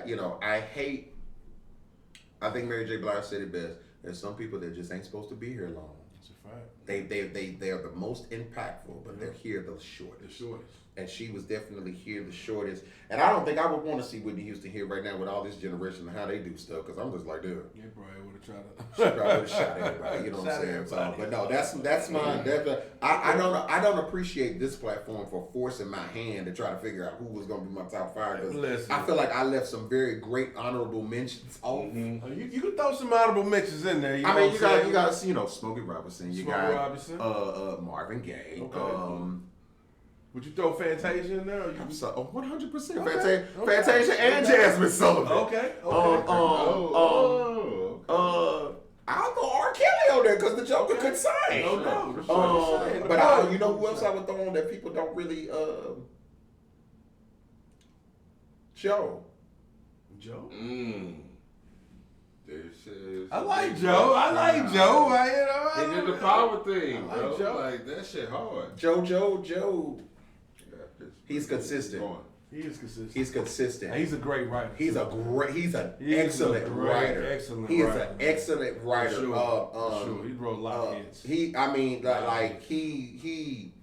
gets busy. I fuck with Joe, man. I'm not mad at Joe, man. Of course, one of my other favorite singers is, who just so happened to be a good friend of Big Sis Tweet, of course, but like again, pen and vocals and all that. That pen still that's where your money at. For sure. It's that pen. It's that pen. They may not ever recognize you vocally, but that pen got you going to the bank faithfully. Listen, you can ask the Dream on that one. You know what I'm saying? Because now, wait a minute.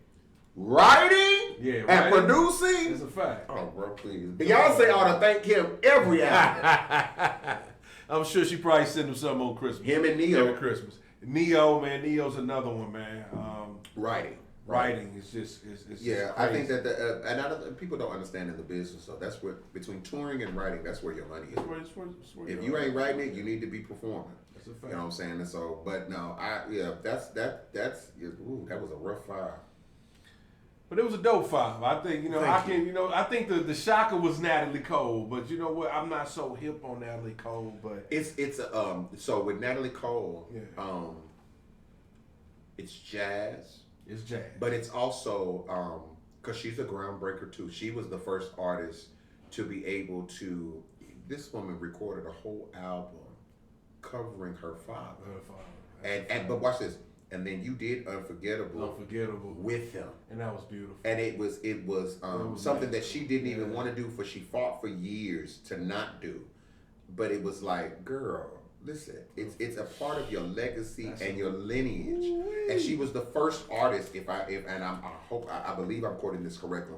She was the first artist to be able to bring someone who was not here on record. She was the first to collect many years before. And she was able to do that and gained a level of stardom that prior to her had never been. It had never been achieved. And Natalie Cole, she was she's another blend, jazz, gospel, soul, everything.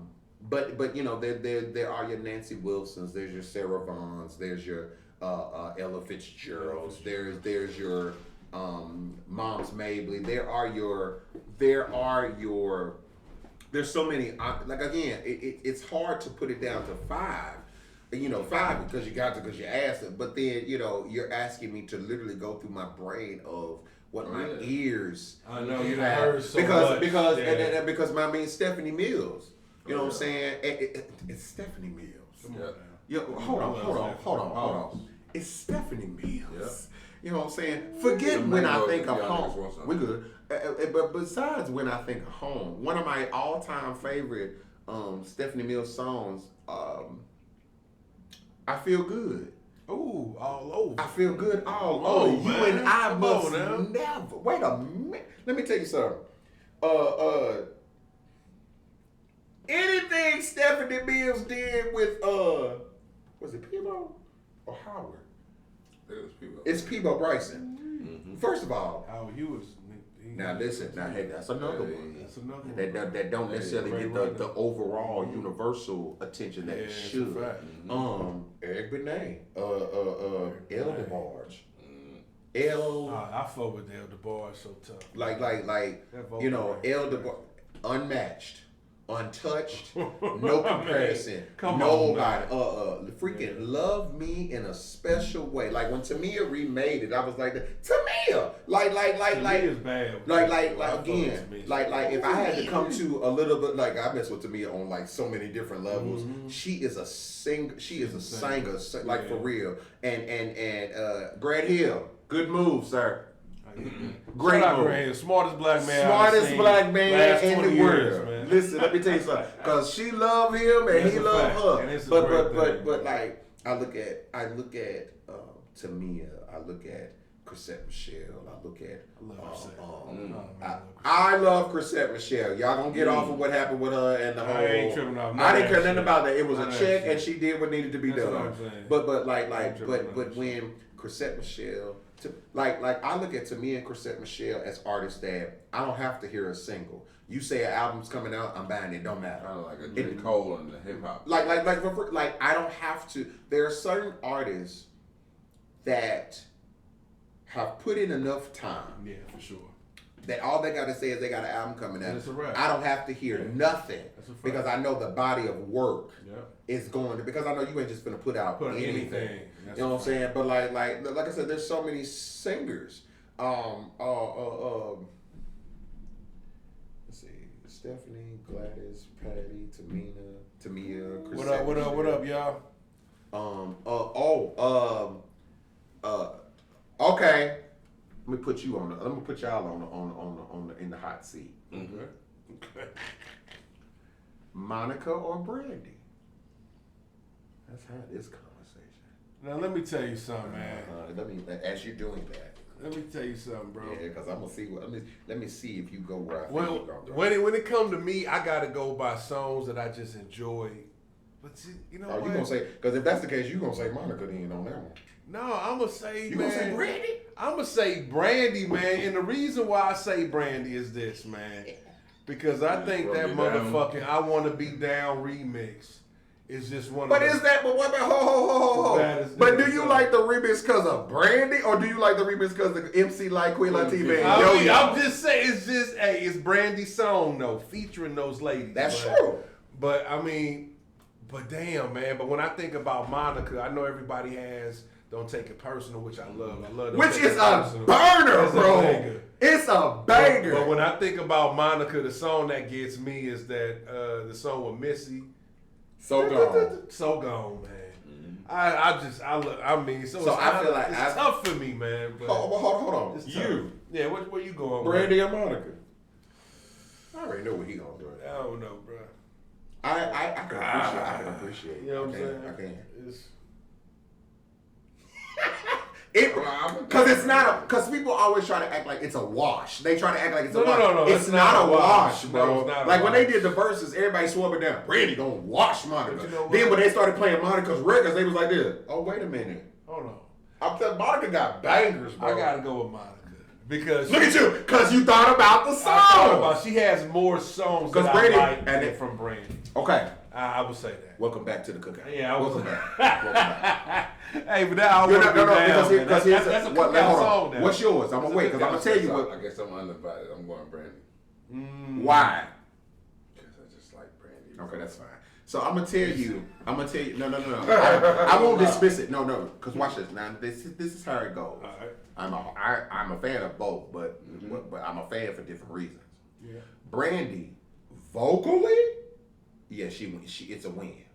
However, when it comes to songs and most memorable songs, you just sat here and said, don't take it personal.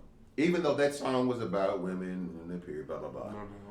As soon as it just one of them, Yeah, that's it. Monica has always known how to ride a beat. Yeah, for sure. She's always known how to ride a that's a beat. fact. Brandy That's a has fact. an issue with song selection. Yeah, I give you that. Okay, That's why. vocally, she's the vocal Bible. I ain't worried about it. I mean, you Whitney, she's the vocal Bible. Yeah. Okay, Whitney Whitney put her seal of she stamped approval. on her. She You know what I'm stamped saying? her. She stamped Monica That's too in a a fact. different space because her and Monica connected in a different type of space. Yeah.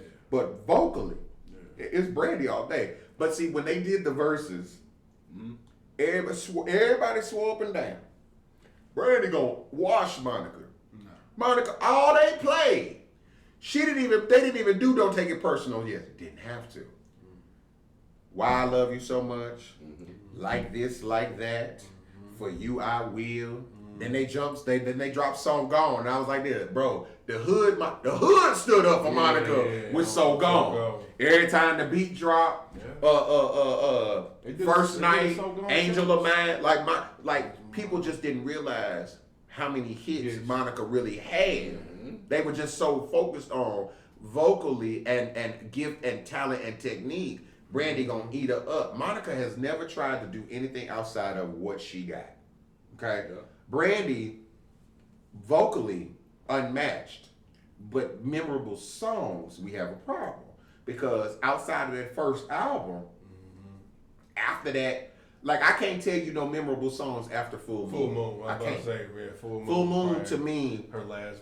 it's her. Even though Aphrodisiac is one of my favorite albums, but Full Moon is the album that the world. It was when you're a woman now. Yeah. You're grown. And she had a different sound on her too. What was that? Rodney Jerkins? Dark Child. Dark and Child ain't gave her a had, and whole ain't new watch this. sound. And ain't had it right since. I'm sorry, Brandy. I love you. And I know you talked about how you felt like Dark Child gave away your sound. Baby, he can't give away a sound that he created. No, It's he not created. giving. He That's a created fact. the sound. You see My it. thing is this: she has not had a project since Full Moon that has really. Rushing at it. Yeah, Brung there had the world at attention. Full Moon You know was a what I'm saying? situation to where we was like this. This ain't Moesha no more. No, this it's a grown Brandy. woman. Right, It's a right. grown Yeah, woman. she stepped and to all she the literally ground. was singing like a Grown woman. Yeah, it's a fact. And I was like, and It's a I think that was the album where she really was trying to get people to understand I'm not 16 anymore. I'm a grown woman. I got a daughter. Like I'm really like, I've grown.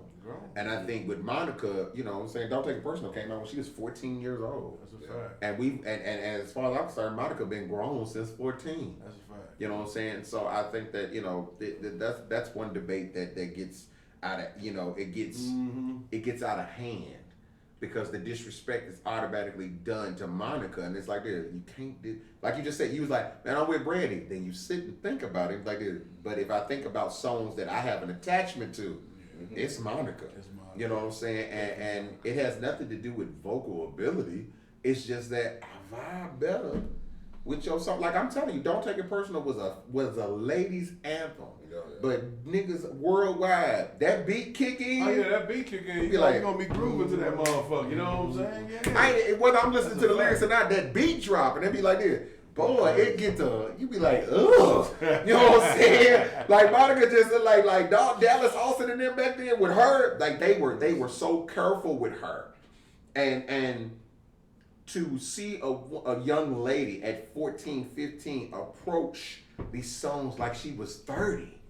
You know what I'm saying? And watch this. Definition of an old soul. You see what I'm saying? And it worked. It was like, it wasn't like, you know, some of you be like, girl, that song too old for you. It's too grown for you. Don't take it personal. That beat, she was like, just one of them days, just one of them days, when it gotta be all like that, one of them.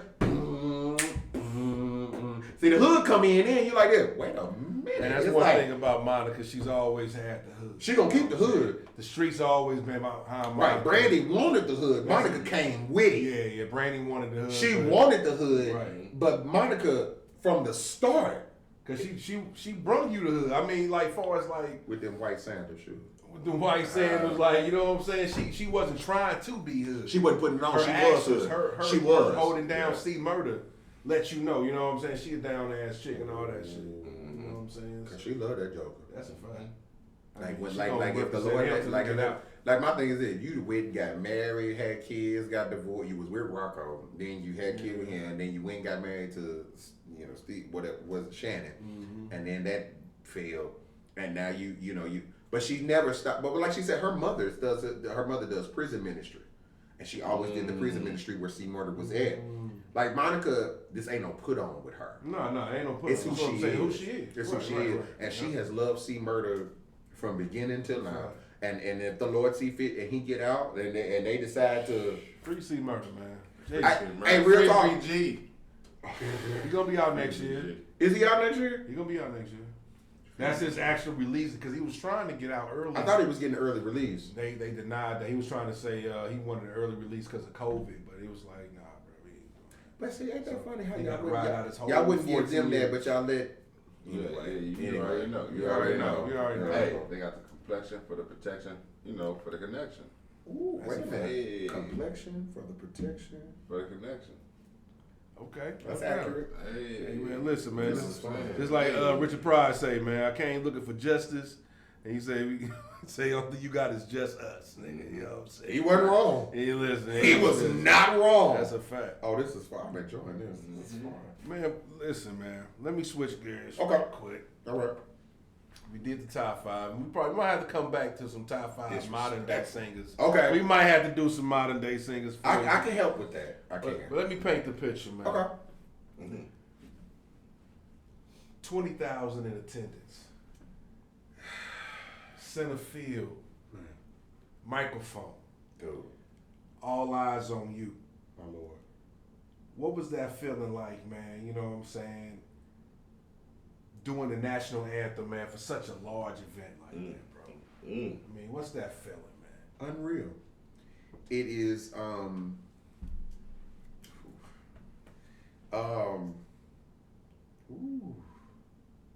it's different when you hear somebody else say it.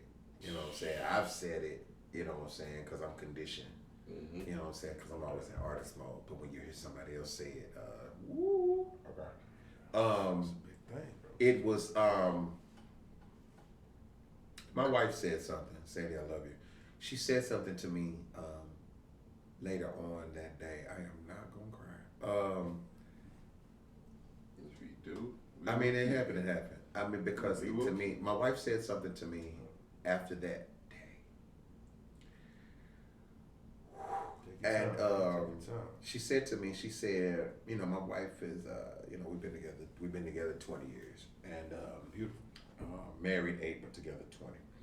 And she said something to me that day after when we went home, or maybe I'll say for the sake of being accurate, maybe the next day, or maybe either the day or 2 days after when we posted the video and it started really, and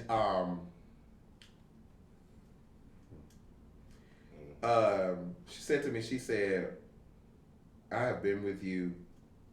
I've had moments, I said have moments. But first and foremost, shout out to City STL and for thinking enough of me to invite me back to. I had sang previously at a minor league soccer game the month prior. Okay. Okay. And I listen. I'ma sing for 20,000. I'ma sing for 2, just like I would sing for 20,000. It doesn't change. A microphone, a platform was given, a microphone was given. I got a gift God gave me. I'm gonna use it. Mm-hmm. So we had did the minor league show, but before I had did the sound check. Let me set that up. I did the sound check for the minor league one at the same stadium or whatever. And what people don't know, and I'm sharing this now, is 5 minutes before it was time to do the anthem for the minor league show, the performance coordinator was talking to the runner, LJ. What up, LJ? And he was the runner for us that was there. On his headset, LJ looks at me and says, "Can you do the national anthem in under 2 minutes, basically a minute 30?" I was like, "Good." He wasn't talking about minor league. He was like, "You get to do it how you do it here." He said, "But if asked to do it again." I was like this. I said, "Yeah, it's all right, but it ain't nothing but 2 minutes, so shed 30 seconds off of it. It's not a problem. Just straight through." Right. Mm-hmm. So, me being confirmed to do it Juneteenth weekend for City SC for the big game. It was City STL versus LA Galaxy. Yep. That was the big game. Okay. It was the weekend basically prior to Juneteenth. It was a part of, they were doing a Juneteenth celebration or whatnot. They were supposed to do a block party, but it was the rain. It was bad. So, but everything else still went accordingly. So I was confirmed. I knew that I was doing it a month before we had announced it. Okay. Okay. But following protocol, following contractual obligation, blah blah blah, and all that stuff. So I sang at the minor league or whatever, and it went the way it went. To your question of how, where was it? My wife said something to me after we did the big one, and she said to me, I've been with you, and we've had some of the greatest, all the greatest moments in my music career. Mm-hmm. My wife has been there, mm-hmm. And what she said to me was, she said it was the first time. She said, the video that everybody has seen, she filmed or whatever, but she takes more pictures or whatever. But she said, I had to sit in the moment. Now, mind you, I walk out. Jackie Jordan Kersey is there.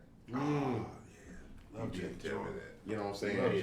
Now, let me be clear. You know what I'm saying? To my wife from East St. Louis. I'm from St. Louis, whatever. Mm-hmm. We live in Belleville. My East St. Louis crew, they used to Jackie. You know what I'm saying? Yeah, for sure. She eats boogie. You know what I'm saying? Sure, they used to. You know what I'm saying? And watch it. Okay. But for me, right, Jackie Jordan. Nigga, this Jackie Jordan. This is 96 Olympics, man. What we talking about? What I'm saying. Thank you. I'm glad y'all. I just want somebody. I want somebody to understand. And so the thing was, shout out to Nick McCullough, who was the he's not the he was the main. He's not. He was the correspondent. He was my connect. He was the one that talked to me. He was basically the one that talked to me. But V brother is the performance coordinator. But I'm talking everybody. Just he was the brother was the one that said, "Ask that kid, he come on," Mm-hmm. And Nick was such a cool guy, but he's a cool brother. And he said, "Oh yeah, I forgot to tell y'all," because there was me and another young brother that it was a monumental day because first and foremost, shout out to City STL because you had two black men. He sang the black national anthem, and then I sang the regular national anthem, and so that in itself is already monumental. Yeah. Okay. Chime in though. Yeah, go ahead. I was randomly working. Oh Lord. Randomly. I mean, extremely random. For a tip service, right? And I didn't even know he was there. They had me doing something. I didn't even know he was there. Yeah, I know. They had me doing some crazy shit. Right. I'm a chef, but master chef. And they had me scooping ice, so it's all good. There's a little petty in that. I'm a chef, but they had me scooping ice. It is what it is. I took the check. It don't matter. Go ahead. So, as he should. Lo and behold, on the fucking screen, yo ass pop up. I saw a black dude. I was like, okay, that's cool. Yeah. Then I saw yo ass. I'm like, motherfucker. Let me get this footage because, bro, you know the history, you know the time, and you know everything. Yes. So it's just like, bro, I happen to be there. You know what? I think that Really? that's God know what He doing. But I think that here's the thing. In tying in with that, the question on the table was how you feel. Mm-hmm. When my wife said to me a day or so afterwards, she said, "I'm used to being in business mode, taking pictures and making sure we do the social media thing." Blah, blah, blah, blah. Yeah. And she said it was the first time. She got to sat back and Bro, just take it all. You don't in, even like, understand. She sat there. She told me this. She said, "I had to sit in this moment with you, woo, and I had to watch you. I watched you do what I've watched you do so long, but I watched a whole stadium. Bro. I watched a whole stadium receive." Mm-hmm. What you had to give, Mm-hmm. and they accepted it. Brother. And to have your spouse, someone that you built a life with, Experience it. man, it was like even though physically it wasn't you, it was you, because she just as much as a part of me as anything else. But to have my wife say that she said I was filming, but I was literally like I was in the moment. Yeah. You know what I'm saying? And to I think what really hit me was after I had sang, right? Walking in the stadium. Like by the time I found it, I'm texting him and other like when they said, and now we'll have the national anthem sung by Thurman B. Thornton II, and I'm walking up and I'm hearing people in the crowd, not knowing it's folks that I know that they like Thurman, TB2, and I'm sitting there like this. But watch this, I gotta have tunnel vision because there's a job that needs to be done. So I didn't get to enjoy it like I didn't get to feel it like that until after I got done. And so 22,500 people in the stands, 1.7 million watching on Apple TV. Because that's the contract that the MLS has. And so, and while, there were people, it was on Twitter, like going, and so, Crazy. but people were on Twitter because, and then, shout out to my crew at Unheard TV, our crew, because we had to film it. And of course, I wasn't there because I was there. And so there was a show going on, but they're watching. A lot of people got upset because if you're watching on, it was the first game of the season that, so the MLS, the Major League Soccer, they have a contract. All their games are specifically shown on Apple TV. Yeah. Okay. That day, it was Apple TV, and it was the first game of the season of the year that had been broadcast on local TV on Fox 2. Oh. So it was a lot of monumental things going on. wow. So You was a part of that. man, so part of history. And I was there. So and so Super nice. DT, shout out to DT. That's the young brother that sang the Black National Anthem. He goes on TV. They say my name, and now please remain standing for the national anthem as our national anthem is being sung by Thurman B. Thornton II. It goes to commercial. Now, if you go on Apple TV, It's still going on. it's still going on. Now, the camera's not on me.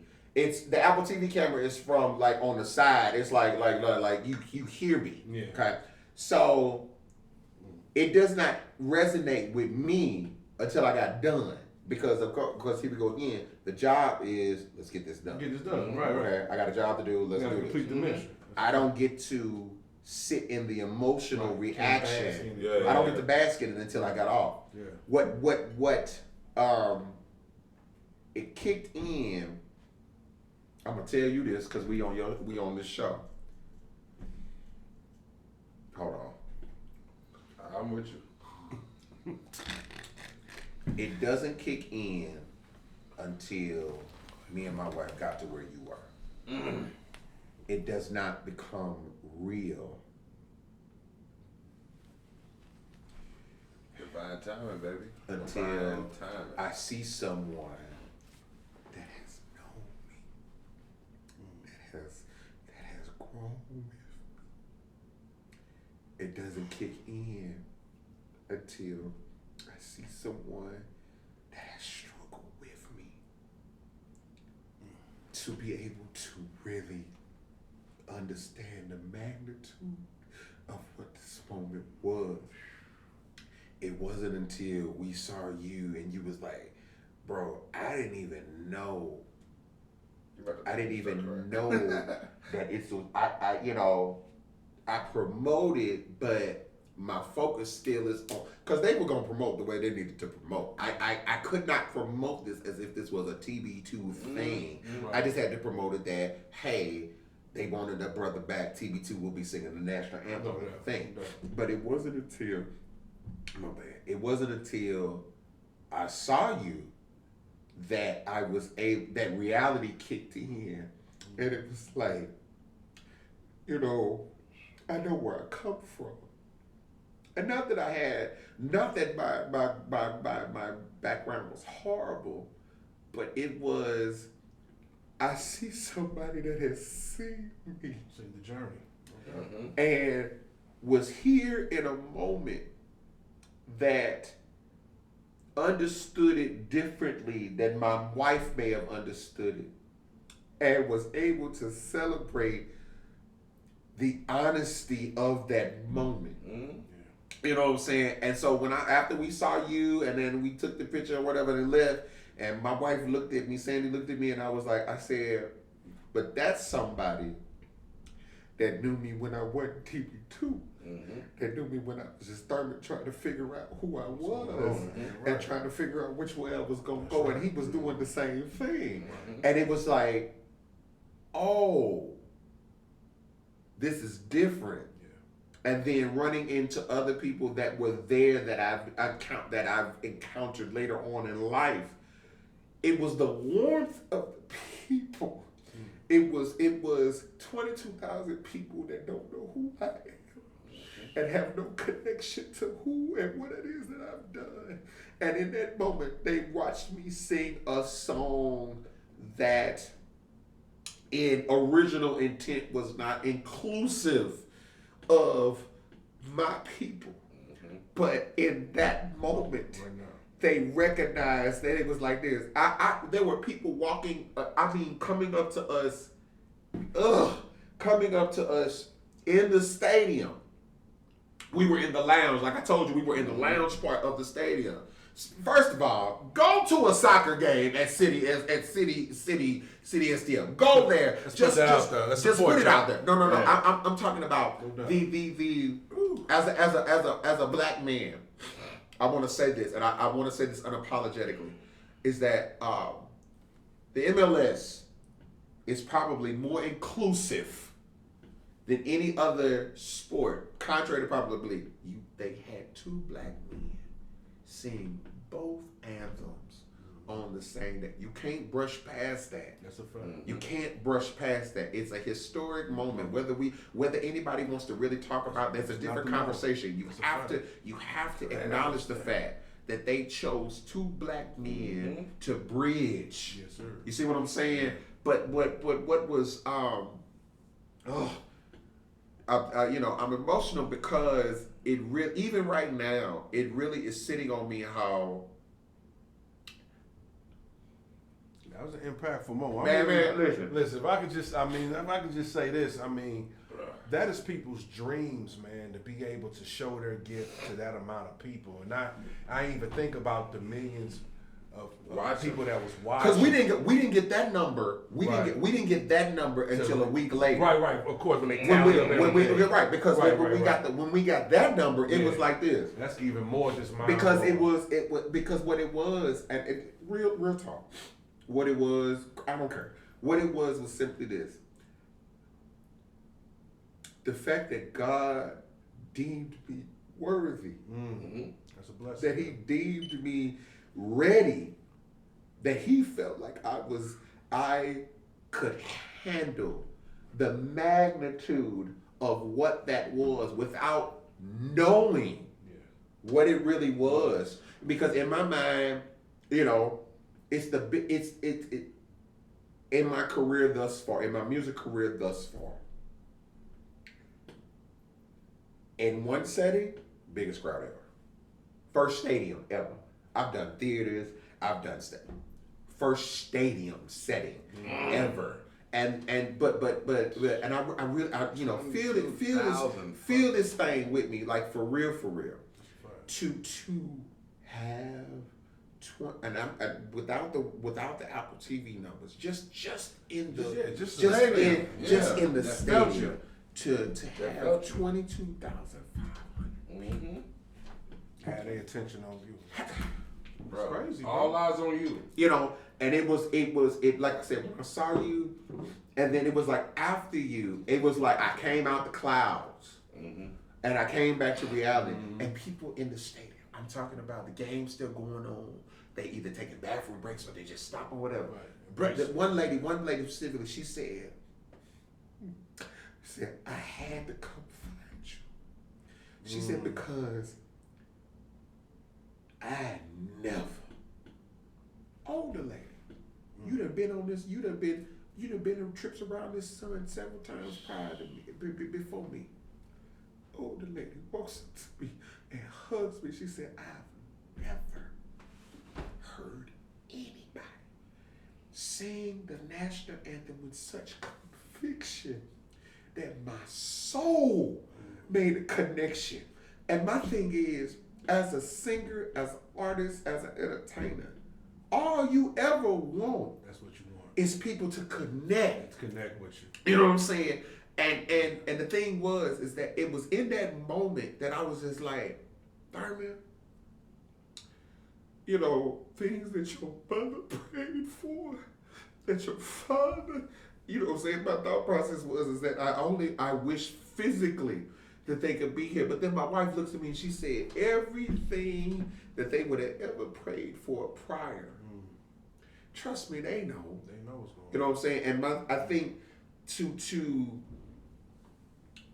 sit in it, like when we were in the lounge, the I'm talking about the bartenders talking about how we've had several people sing this national anthem at our events, at our games. I'm talking about several of the bartenders. They said nobody's ever sat in this lounge quiet. They've never sat in here and just listened and watched somebody sing Black Man. You know what I'm saying? And my thing is, it was just it's just like to know. I think what even now, God thought enough of me to say, you are ready for this. This moment right here is yours. It's yours. You get to have this one, and you get to live in it, and it's forever, man. It's forever. It's in the oracles of time, forever. And I think that I remember Nick. It was the staff.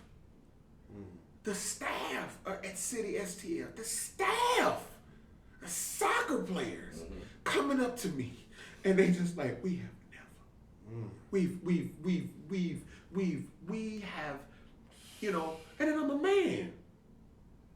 Hey, Call it what it is. It's safe to say this.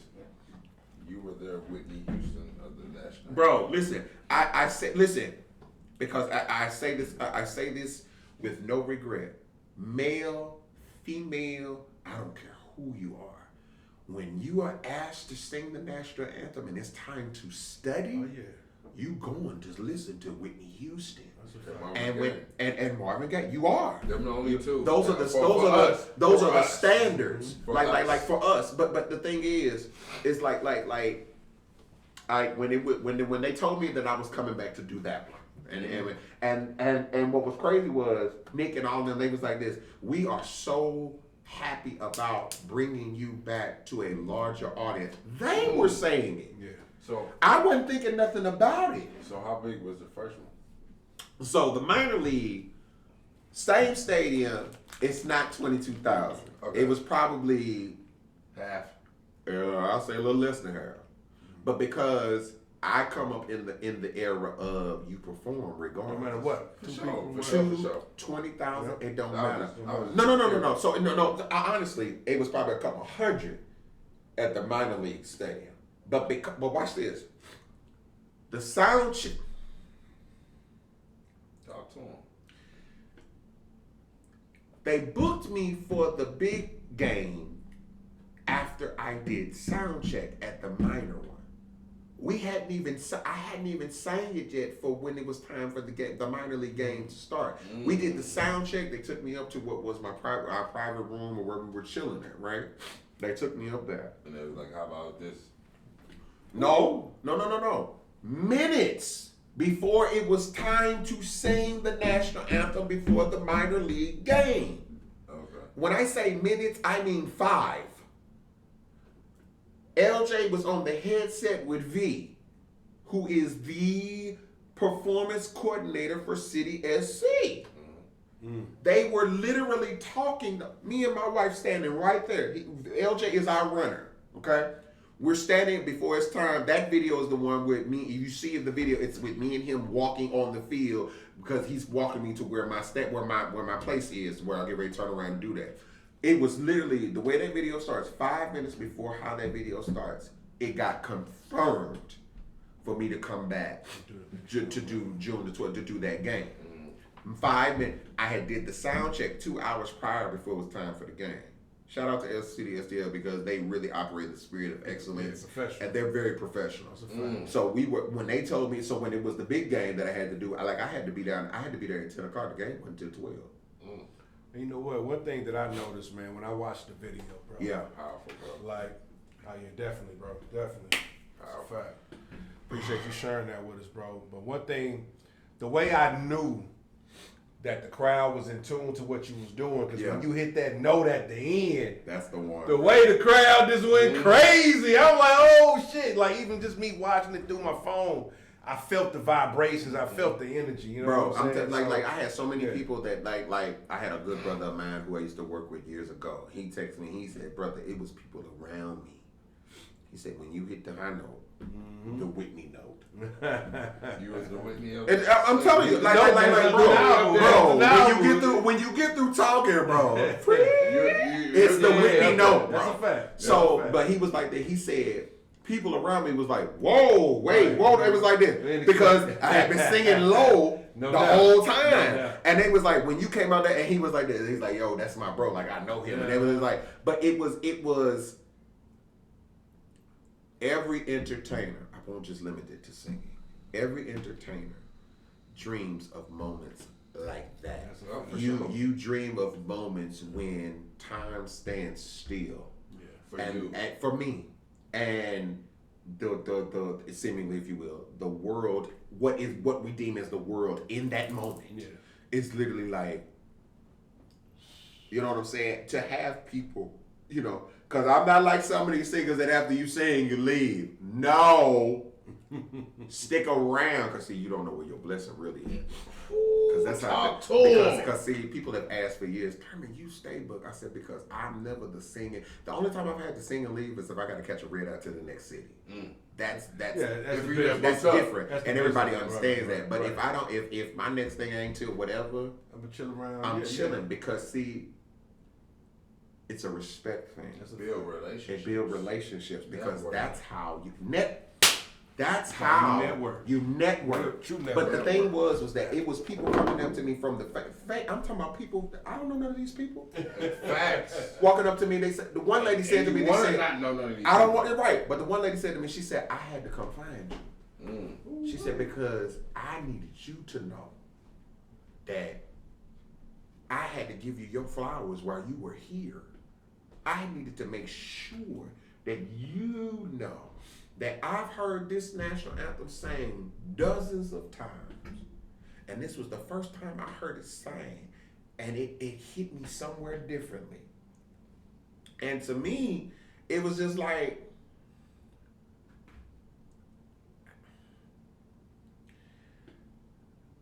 a song that was not written with black people in mind. What? It was I not. said it best. Wasn't it Betty Ross? What? that did that. Well, Francis Scott Key, you know what I'm saying? Francis Scott Key wrote it, so Arthur started saying, well, but the thing was that it was never written with my community in mind. Mm-hmm. But none of that mattered that day. None of it. No. Because in that moment it was this man is singing our song.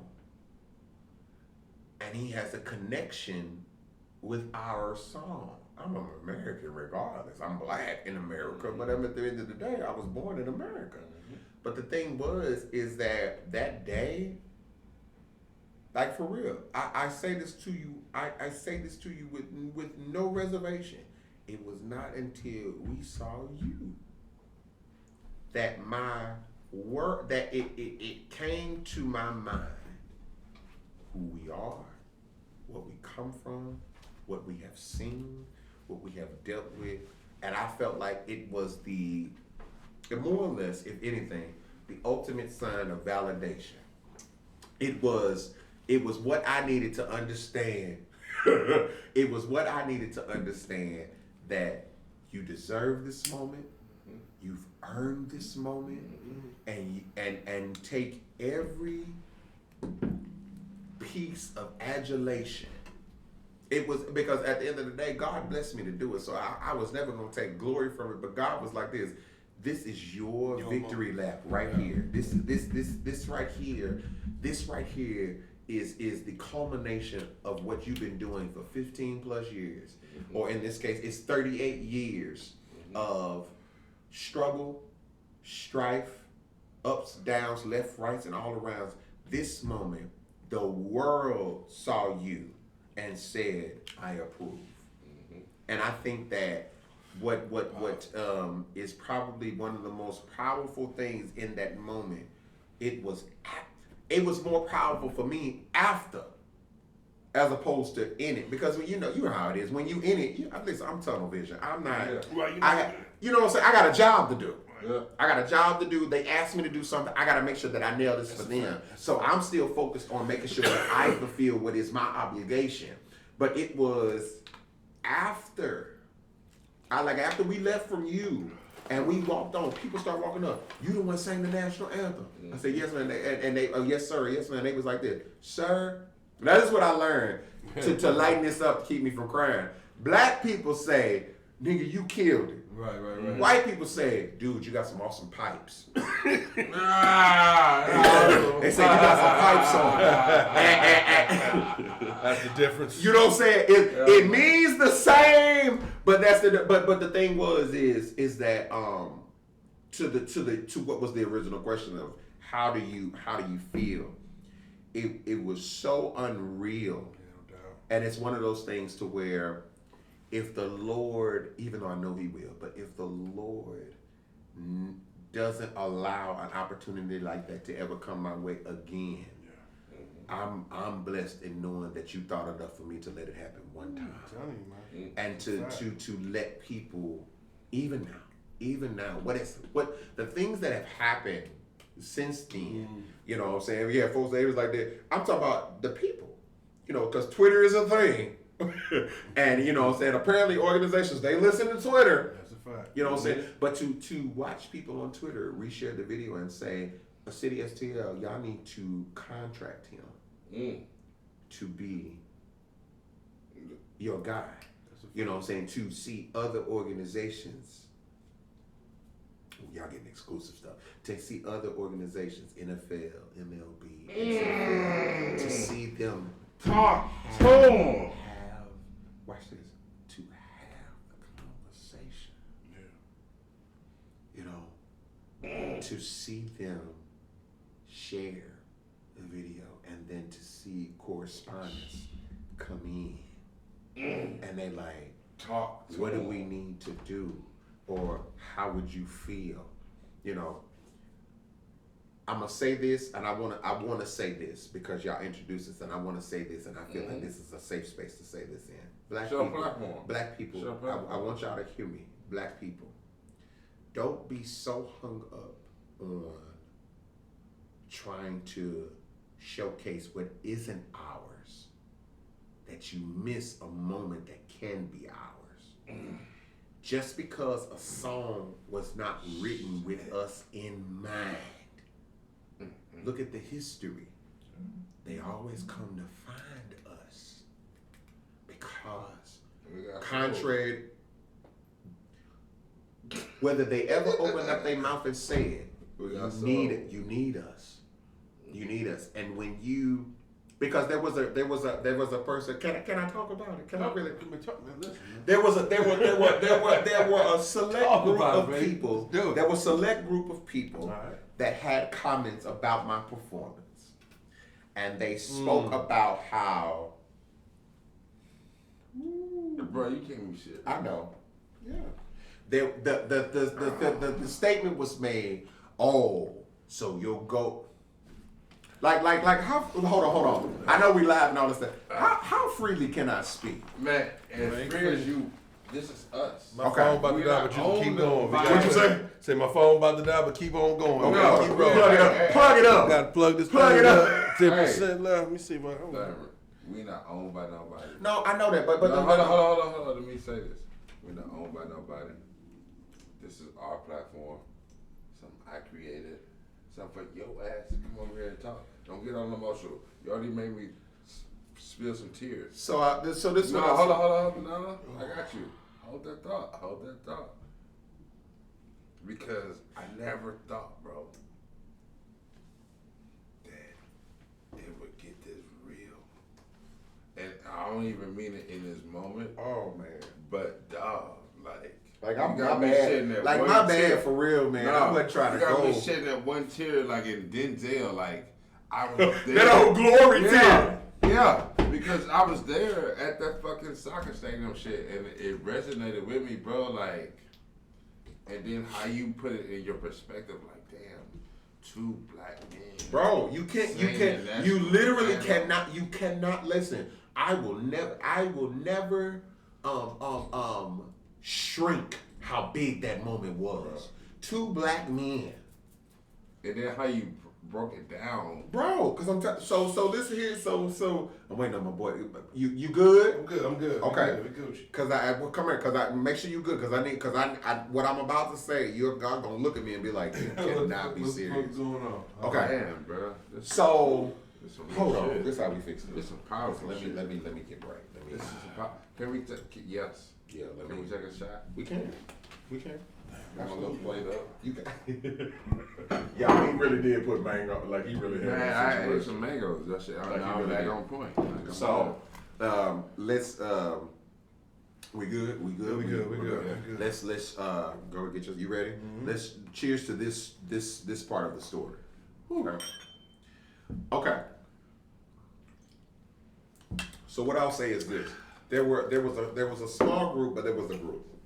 Because you're gonna get haters regardless. Yeah, for sure. And my model career has never been focused on. I don't care. I ain't tripping off the haters. However, and I had a trip off this. Haters. Listen, thank you.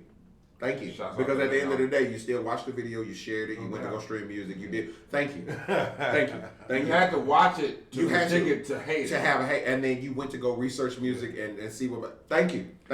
I my royalty statement that I would get in 3 months. Thank you. I got that out of the way. But here was the thing. I'm going to share. This is background. This is background behind the scenes stuff that people won't know that I feel because of how this has gone. This is a good space to share it, and I thank you brothers for allowing me. I appreciate you. There were a group of people. There's a select small group. I say it's small, but the smallest group always makes the loudest noise. Mm-hmm. And y'all will catch that later on. Always remember this. Because here's the thing. Before you give any acknowledgement to a hater, just remember that the smallest group always make the loudest noise. But the only reason they get any traction is when you stop to actually acknowledge them. Okay? Mm-hmm. That's your lesson for today. But moving on. So here's the thing. There was a small group of people that made a statement that said, also, you'll go sing a white man's national anthem. You'll go sing a white man's song in hopes of being received by the white man.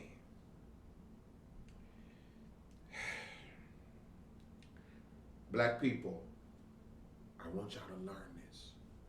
And I want you to, I pray that the billions of people that will hear this and watch this, I pray that you finally learn this lesson.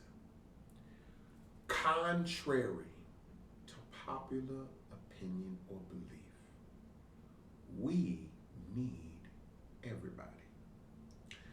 It was not about me singing the white man's national anthem. It was not about it. It had nothing to do with that. What I will say, and I say this openly, I say this fully conscious of what it is that I'm about to say, and I say this as a very well-versed educated black man.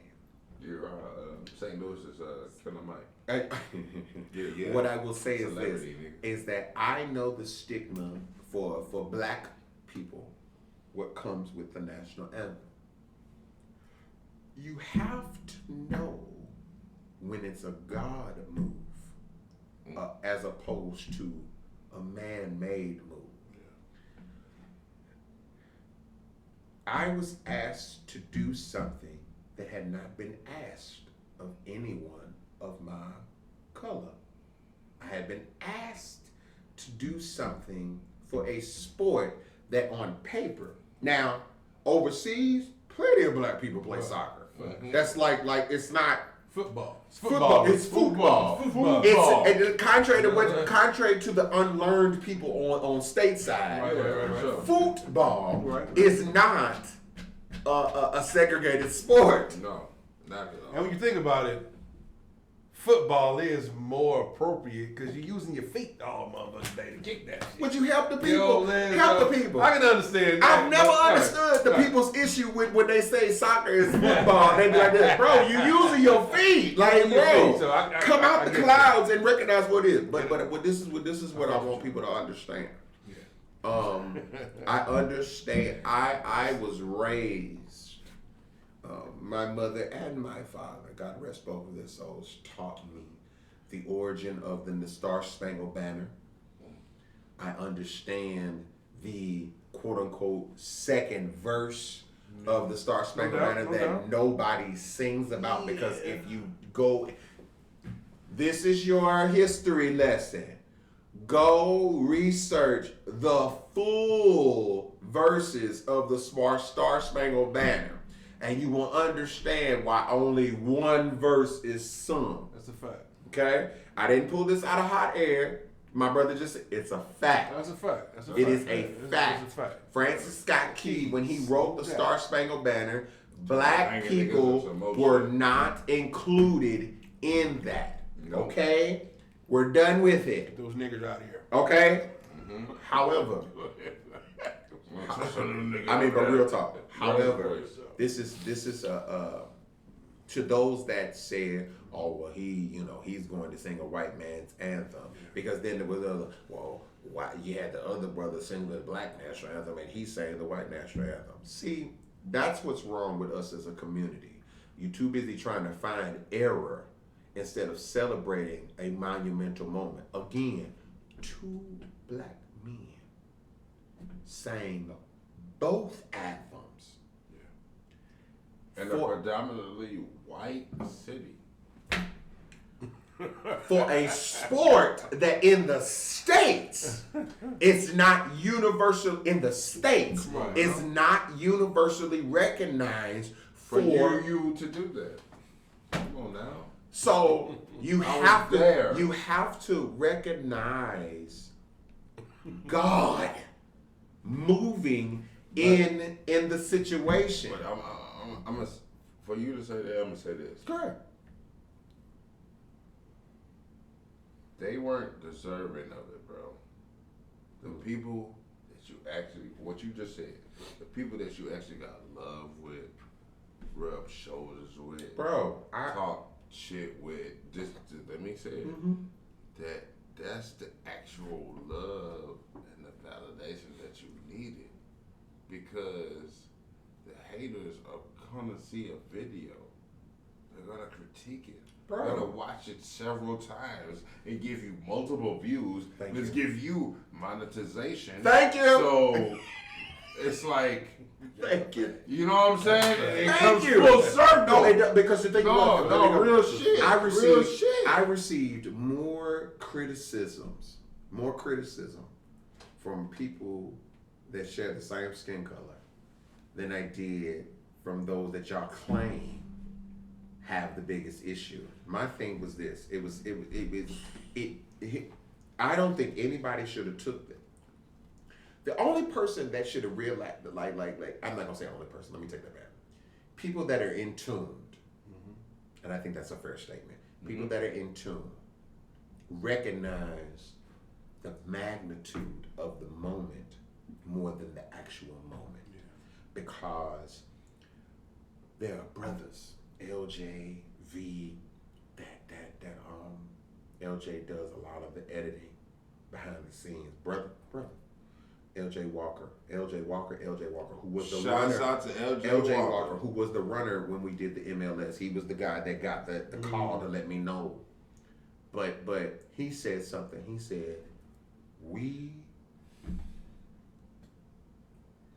see, it always hits different when your own people let you know how proud of you they are. For sure. He says, That's a fact. he said to me, and it wasn't just in a message, he said it on post. He said, we sat back and watched you, and we were so proud. You see what I'm saying? Like it to me, no matter what I've done in my career and what I will do, that moment,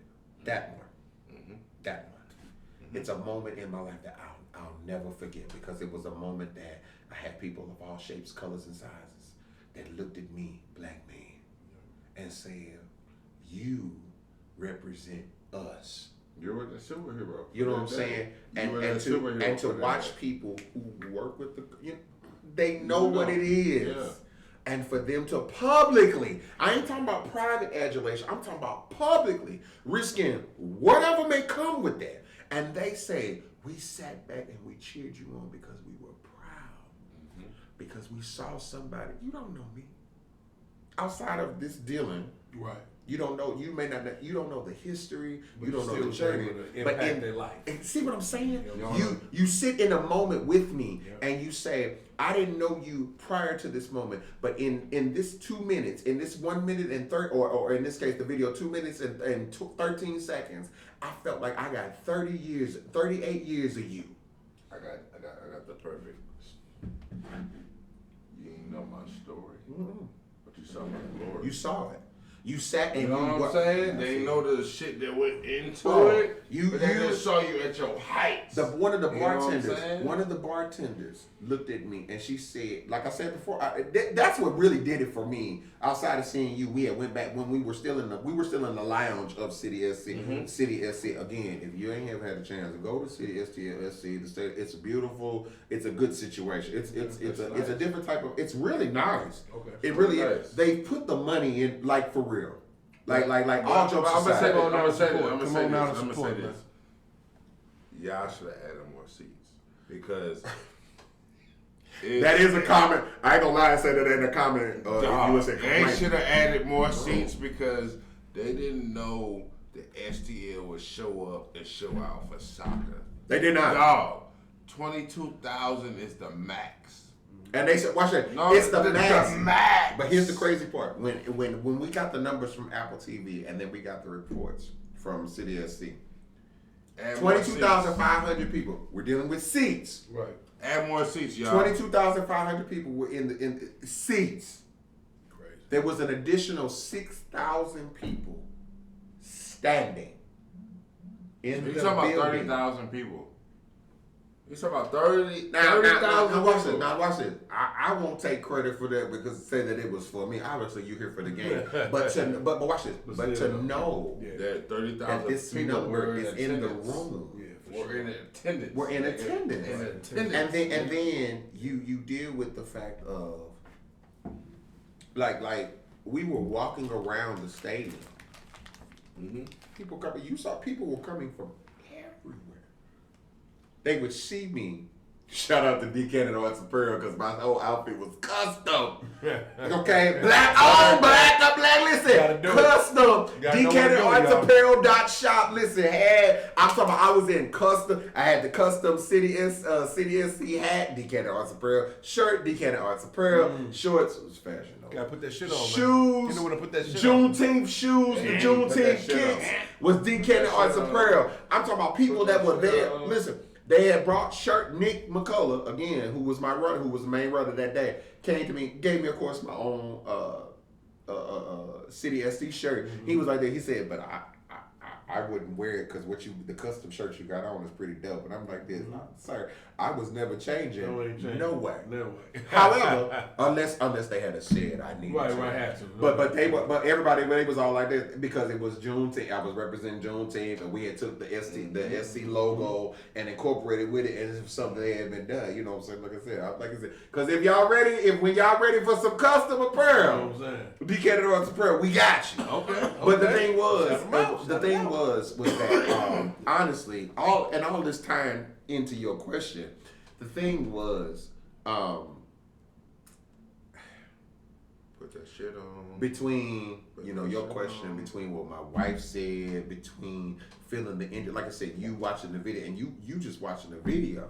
He was there. I'm telling you, there's so many different emotions. There was I'm saying young lady. She was an older lady, but a young lady, white Caucasian lady.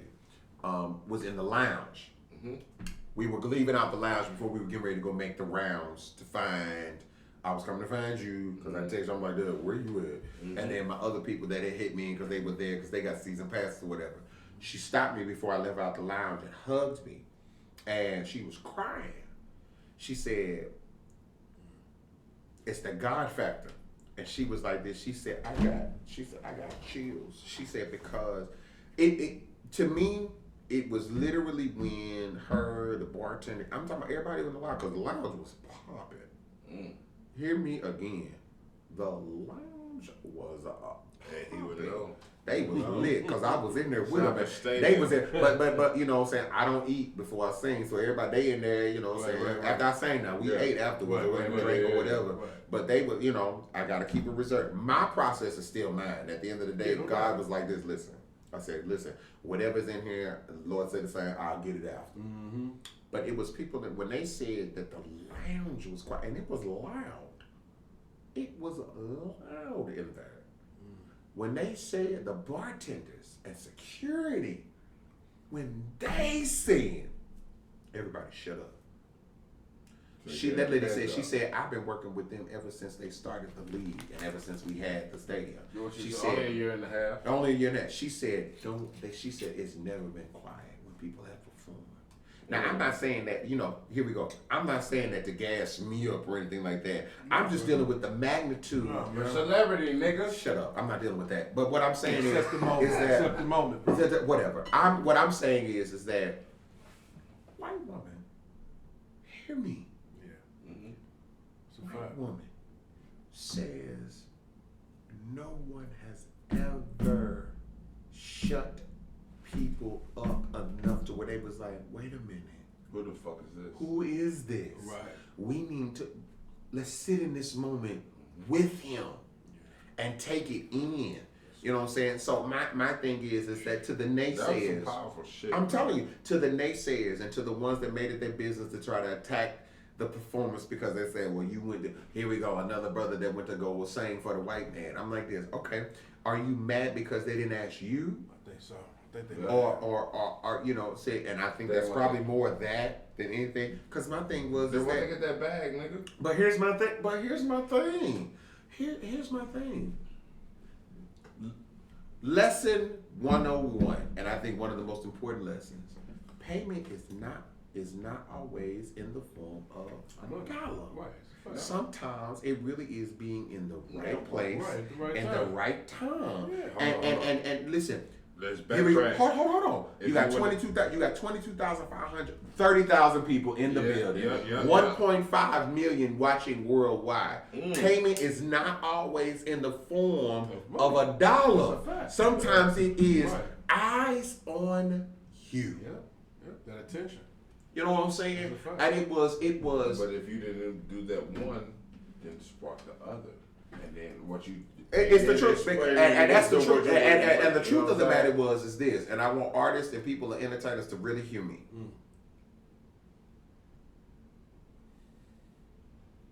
Talk to them. You want to take a shot? Let's take a shot. Okay, that's fair. Let's take a shot. That's fair. Villain glasses. Villain glasses. Because that's empty. I'm good. I got one last shot. It's probably It's the last swallow. What I'll say is this: is that I say this humbly. I say this humbly, and I say this unapologetically. What I said. Money-wise, Thurman didn't receive anything because it wasn't about that. Good opportunity. People don't get paid for the Super Bowl. Motherfuckers don't realize that. You don't. I've been telling people for years. Yeah. All of y'all that y'all be looking at the folks performing at the Grammys and the Super Bowl. There is no check cut for that. But the check is millions of people are going to hear your name and they're going to see you. And they're going to be streaming your shit. Because they're going to see everybody streaming numbers go up like 1,000%. So that's what you get. I look at it totally different. I mean, I got paid, but I didn't get paid. Right. I feel right. You see what I'm saying? Yeah. But I'm going to say this, though. You got paid on perfecting your talent. Correct. Absolutely, 100%. 100%. If that talent wasn't there, they wouldn't even saw that. I promise you. You know what I'm saying? I asked Nick. You got paid off that talent. Me and Nick still talk. It doesn't have to be monetary, as you say. No. Because you build connections, you build networks, like you said. You can fucking do. Let's just say you did. Let's just say you was the voice. I'm a speaker, nigga. Let's just say you was the voice of Monday Night Football, nigga. I'll take it. You know what I'm saying? Just off of doing this soccer. You know what I'm saying? Let me say it like this. The LJ, when I sang for the minor league, he works for the XFL. You see, you gotta watch God. You gotta watch him. You gotta know when it's him. Watch this. And anybody that's close to me knows that in my mind, one of the things that I aspire to do is perform at WrestleMania. Okay, I don't care what verse. Whether it's the national anthem or whether it's my song. Whether it don't matter. It don't matter. Okay. I saw that post.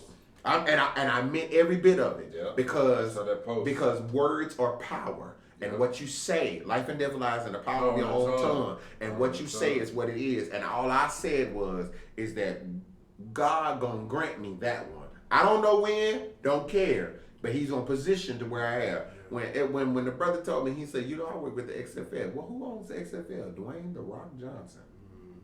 You gonna give me listen, whatever avenue I gotta take to get there, I'm gonna get there. But all I'm gonna say about that is when you do that, can I please have tickets in attendance? Absolutely. He can't. Both of y'all that this platform with. I don't want to scoop ice and watch you on the TV. No. Listen, if anything, I want to be in the seat, nigga. That's the question. I'm gonna be like this. First of all, if you gonna contract him, he need to cook. For sure. Let him cook. Because I promise y'all that scooping ice was cute. But I'm telling y'all, let it cook, because then you really gonna book. Nigga, I was really scooping ice. I know you. Watch this. Do what you need to do to get in. Yeah, you gotta do what you gotta do. In the door. That's what you gotta do. Because sometimes, and that was my thing. And my thing was this. And I'm not saying this. You know, it's. I wasn't belittling myself. It's just like no, because watch this. And contract. But let me say this. Let me say you the blessing in that for you, because some would, others will say that that's belittling, or they'll say that that's beneath you. First of all, they don't. You don't have no direct connect with nobody at City STL like that for them to automatically know that you are a chef. Listen, crawl before you walk. You can't. Sometimes there are some arenas that you can't come in and say, "I'm that dude." Right. Because they're gonna be like this. Oh well, if you that dude, we pass. You know what I'm saying? Because at the end of the day, because sometimes here we go again. It's proving. There's a proving ground because. Yeah, I may know that you chef extraordinaire, but are you willing to do what others may deem is beneath you with a smile? Yeah, I scoop ice. I don't care nothing about. I got paid to scoop ice. That's a fact. You know, you understand what I'm saying? Motherfucking fact. That's what I'm saying. So people. That's what I'm saying. saying. I want black people to understand this. Stop thinking that everything is beneath you. Because sometimes, in the interest of playing the game, right? Sometimes you have to do what others may deem as beneath you. But you're playing, it's all a game.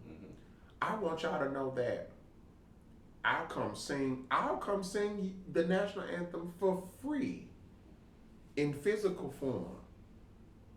Again, I did not receive a check from City STL. But to know that the conversation is being had, that they're considering the fruits of the tree. See what I'm saying? Thank you. It's the fact that the conversation is being had. But how about for next season we contract him as the person that see. Sometimes you take what others may deem as an early L for a win later. That's why I said payment is not always in the form of $1. Sometimes it is being at the right place at the right time and understanding what the end game. You have to look at the bigger picture. The problem with this generation is all y'all want is right now. Facts. You want it right now. You want immediate. But OGs know it's not what you know. No, because it's who you know. Because the thing about it is that I am now on the record books. I'm on the record. It's on the record. And social media continues to prove it. I say this humbly. I don't say this braggadociously. I say this humbly. Social media, especially Twitter, has voice that they say, City STL, bring TB2 back. Contract him to be the guy.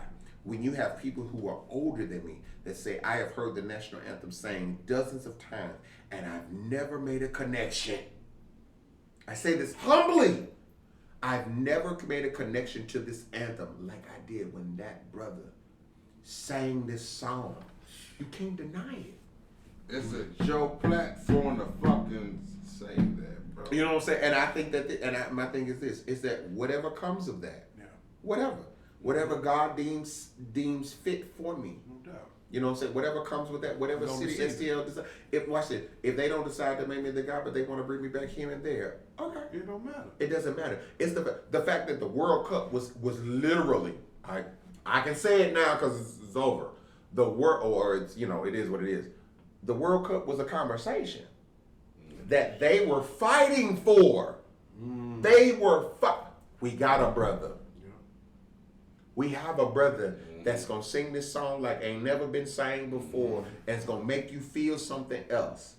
And watch this. And I don't feel no type of way that they chose that the powers that be that chose something different. That's their right. Somebody's gonna remember. Somebody's gonna remember. Somebody's I know a guy. But it's the point that I was even brought up in conversation. You gotta know a win when you know a win. You know what I'm saying? So of all of this, how I felt, unreal. I can believe that, man. I can definitely believe that, bro. Yeah. Unreal. That's crazy. And something that I'll cherish to the day I die. To the day I die, that God thought I was worthy enough and that people saw enough in me to say, we want you to, because that's what it is. We want you to represent us today. That's a fact. You know what I'm saying? And I think that when you look at it from that aspect, God forbid no time soon, but when I do die, that's one of them moments where I'll be like this, you know what?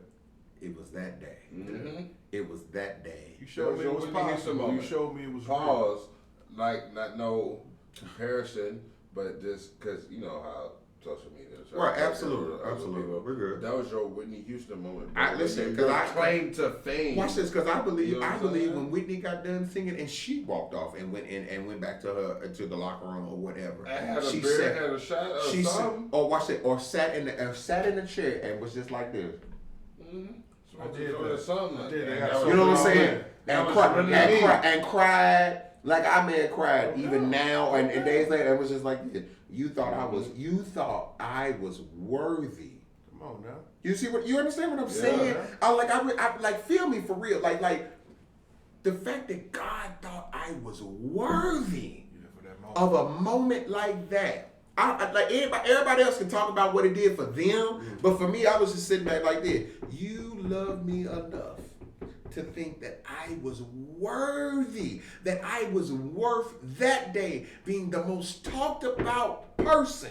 Talk to him. And you know what I'm saying? And it was just like, But he put me in that moment. yeah, he did. I listen. Let me tell you something. To lighten this mood, like let me tell you something, because him and I bro P and everybody, they was like that. Talking about something, man.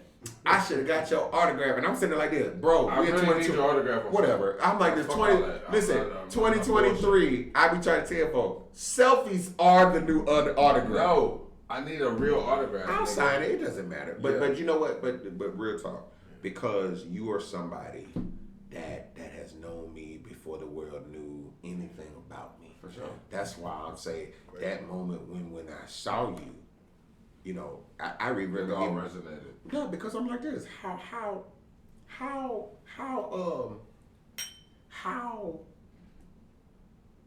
coincidental. Even though it's no such thing as coincident, it's always purpose. Divine timing. How divine was it that someone that knew me before the world knew who me as I was Happened to be there. Crazy. and be able to look at me and be like this, and then watch this, be able to live in that moment enough to me to be like this. I can say I've known that brother before y'all knew him as how y'all knew him. Hold on. Let's take it. I'm gonna take it a step further. Now you finna tell business. No, I'm not. Relax. Go ahead. He gonna bring it on home, right? You good? Nope. Dad, I was gonna no, fuck all y'all. Then I was gonna create a podcast. Oh, that's and right. have What that up? vibe Bam. already Yeah. to bring you on and have the relationships. Like, I feel like, I ain't gonna lie to you, I feel like Nori, because I have special relationships with people, Right. and I've seen them, and they come up and they grind, and you have too. You know what I'm saying? So it's like, just to see that and witness that, bro, Yeah. like that shit crazy, bro. That like, was definitely a huge that shit moment, bro. crazy, I can tell like the for magnitude real, of that like moment was great. like this is gonna be a clip Yeah. that resonates forever. You know what? Because you are part of that, bro. And I just wanted you to know that, like, I'm giving you your flowers. You are a celebrity. You are a St. Louis celebrity. There you go. And I know you, dog. And the shit is real. It's genuine. It's organic as fuck. And you know, we don't want for nothing. We don't ask for nothing from each other. We just like, time is everything. You know so what? I'm just glad. Hold up. I'm just glad you had time to dedicate Boy, stop. to me. No. Hold on. Come on, man. Relax. You're kind of like Nori and Tony Ayo right now. It's like, I'm giving you your flowers. Wait a minute, did he just shut me down? Yeah. Oh my God. Okay, all right. Go ahead, brother. Go ahead. Go ahead. I'm just glad you had time out of your schedule to come fuck with us. I'm glad that I can ask you, can we smoke or drink around you, or what is your preference, that we will adjust to anything. And I'm glad that you just kept it 100 and kept it G, because we know what time it is. Me and you know what time it is. Yes, sir. The world don't know. He don't know, in the sense, you know what I'm Yeah, saying? yeah, Because, you know absolutely. what I'm saying? He's kind of new to it. Right, I mean, you know. And I'm not, that's not a downplay. No. That's not a downplay, because I want people to think that. No. But I'm just There's gonna- history here. There's history here. Thank you. Built up. There's history here. And I want people to know that, like, you a genuine motherfucker. You mean everything you say. Absolutely, 100%. Whatever you say you're gonna do, you're gonna do. Period. Except I ain't get my flat shoes yet. Size 13, size 13. He's putting it out there. Did he really But yeah, That was from Memphis. That was from Memphis. It's in the lexicon now. That's You it. can't take it back now. on record and on film? That's what I'm saying. So, he really just do But look. Okay. You a single celebrity, man. bro. Please, man. Man, Please, man. get you some. I am. He told me earlier, he was like, bro, make that happen. Bro. You're a single celebrity. Yeah. You try to play it low key and humble, and I love that because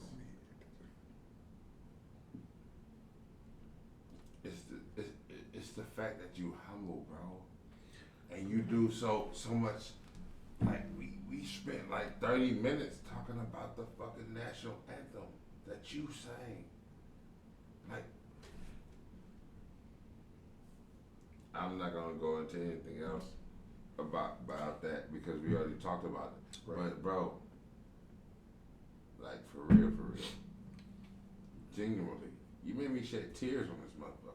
That was definitely not Like I really shed real tears on this bitch. We definitely saw because the magnitude of that moment. Cause yeah, No doubt. because I was there and I seen it, and people don't understand the fact that we have a bond, and it's bigger than this, and it's bigger than some old social media shit, and I don't want to let social media kill what's going on because you know they will. Yeah, they will. But you know what? But let me say this to you, as well as to you, because again, Take a shot. Sure, because he's out. I'm good though. I'm good. What I'll say is this. Let me say this. First and foremost, why it was obviously it was so easy for me to accept the invitation to this platform, obviously because of our bond. But let me say that before I go on that, let me say this to you.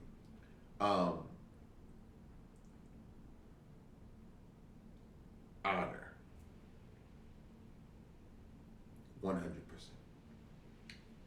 Even though we don't have a direct connection outside of, Right. let me honor you because just on respect alone. You understand what I'm saying? That's a fact. Just on respect alone.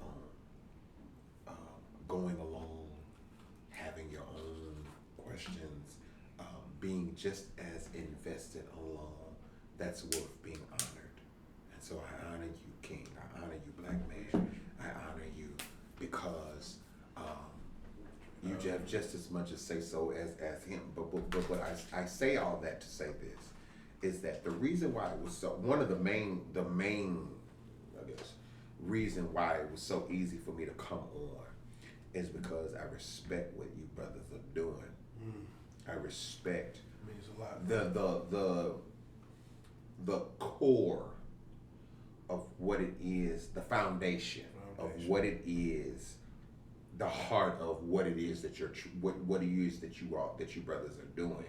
I respect it because there is room for everybody, right? And to hear you say after you watch the video and be like, bro, you can feel the spirit of you can just feel the energy That's a fact. of, not being there, but just watching a video and like this, bro, like Kyle, I feel what you were there, and I'm telling you as somebody that wasn't there, I can match the feeling.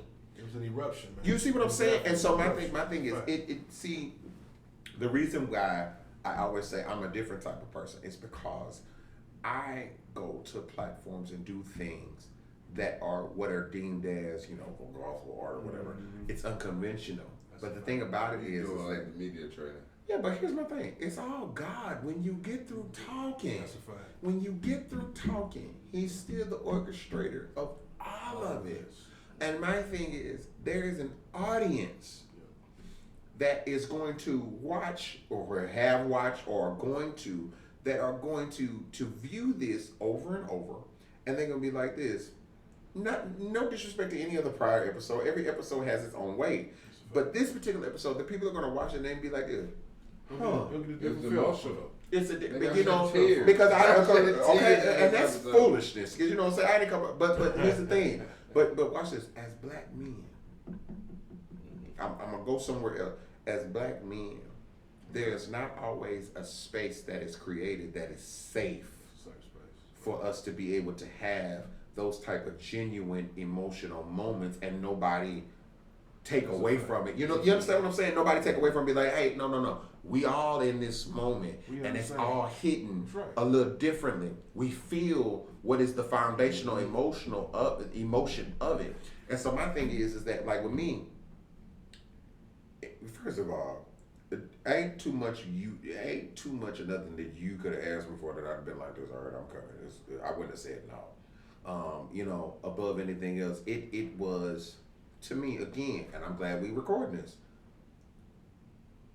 This platform is respectful of its guests. That's a fact.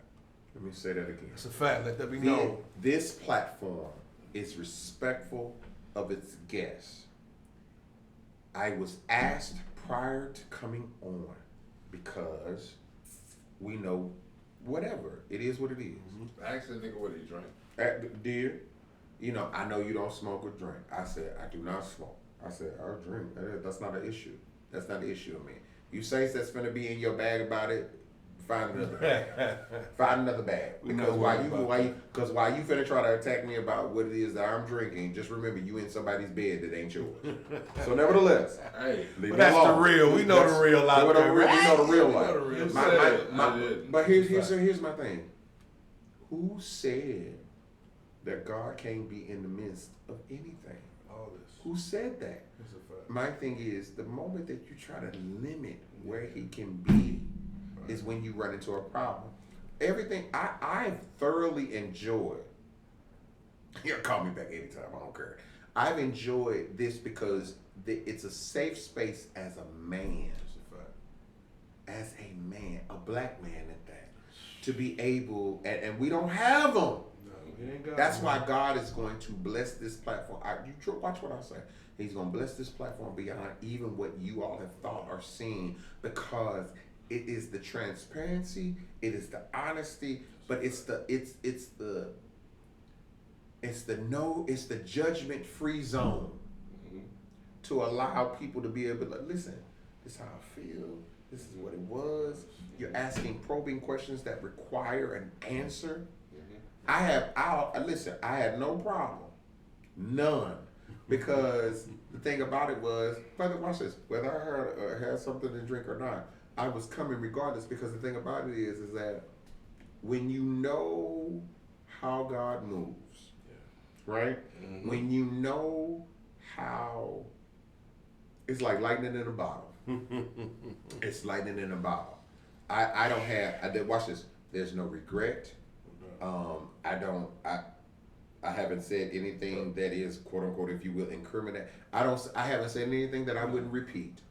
And my thing is that tying into what is the story, because that's the gist of this particular show, is digging in to individual stories and bringing awareness to the story, the emotion, and the aftermath of that. Right? It's a fact. And so my thing is that with that, I'm more honored that you all would want me on a show of this magnitude, because it speaks to a dynamic that I believe that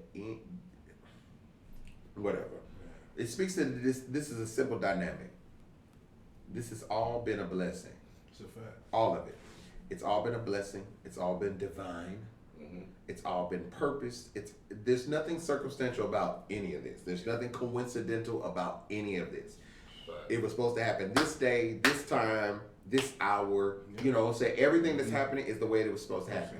And people are viewing or are going to watch or listen to this, and they're going to be like, "Dang, like the initial nature of what we thought this show was about, it's now changed. Because now it's like, yeah, hip hop and whatever, but now we got somebody, singer, gospel at that it's all about breaking barriers. and it's all about bringing awareness to our community of the people that have really put time in on behalf of our community. That's a fact. And I think that today, I'll be able to go to sleep knowing that one, I represented truth. Yes, sir. I believe two, the Facts over feelings. platform is integral, and Appreciate three, and most importantly, nobody compromised anything about themselves and what they believe. And I think we have, my prayer for you all on this platform is that even after this show, no matter who else you have on, that all it ever continues to do is elevate. It continues to grow, and it continues to bring awareness to people, place, and things that outside of this platform never would have been recognized. You know what I'm saying? And I think that you know, you all ask questions. You know, I'm still feeling the effects of this top 5 situation because I feel like, you know what I'm saying, the ancestors are like literally like, nigga. You might have to deal with them. What else? All right. They'll be all right. They understand. Good top 5. I thought the 5 I gave was solid. That was solid, man. I think it covered all bases, man. I thought I've covered a wide range because, you know what I'm saying, I ain't even touching the hip hop. You know what I'm saying? Because you know, but you know, me, when it comes to the top 5s, real quick, nobody's top 5 is ever going to be the same. But absolutely not. Your top 5 is legitimate if you start seeing the names in your top 5 and everybody else's top 5. You know what I'm saying? It might not be in the same order though, but as long as, you know what I'm saying? Like, and even the order that I gave is technically not my actual order. Right. But it was like, you know, I put on the spot. I need to name some names. But then again, my top 5 is based on who, in my opinion, have culturally changed the game and have left an imprint on the world that when, even though I think most of my 5 are no longer with us, I think that's fair. I think most of my 5 are no longer with us, but to be able to still talk about them. It's timeless, man. It's timeless, you know what I'm saying? And you know what I'm saying, you know, us, you know, black kings and queens, we always gonna be timeless, because at the end of the day, when y'all get through talking, you know what I'm saying, they may talk about Elvis, but that's Elvis. That's all y'all hang y'all hat on him. Whitney, Aretha, Gladys, Shaka, Marvin, and then even outside of singing, you go on the TV, Eddie, Martin, Kevin, like, you know, I just wish we as the community would realize we don't have to play into it can only be one. It can be several. It can be many, man. It can be many.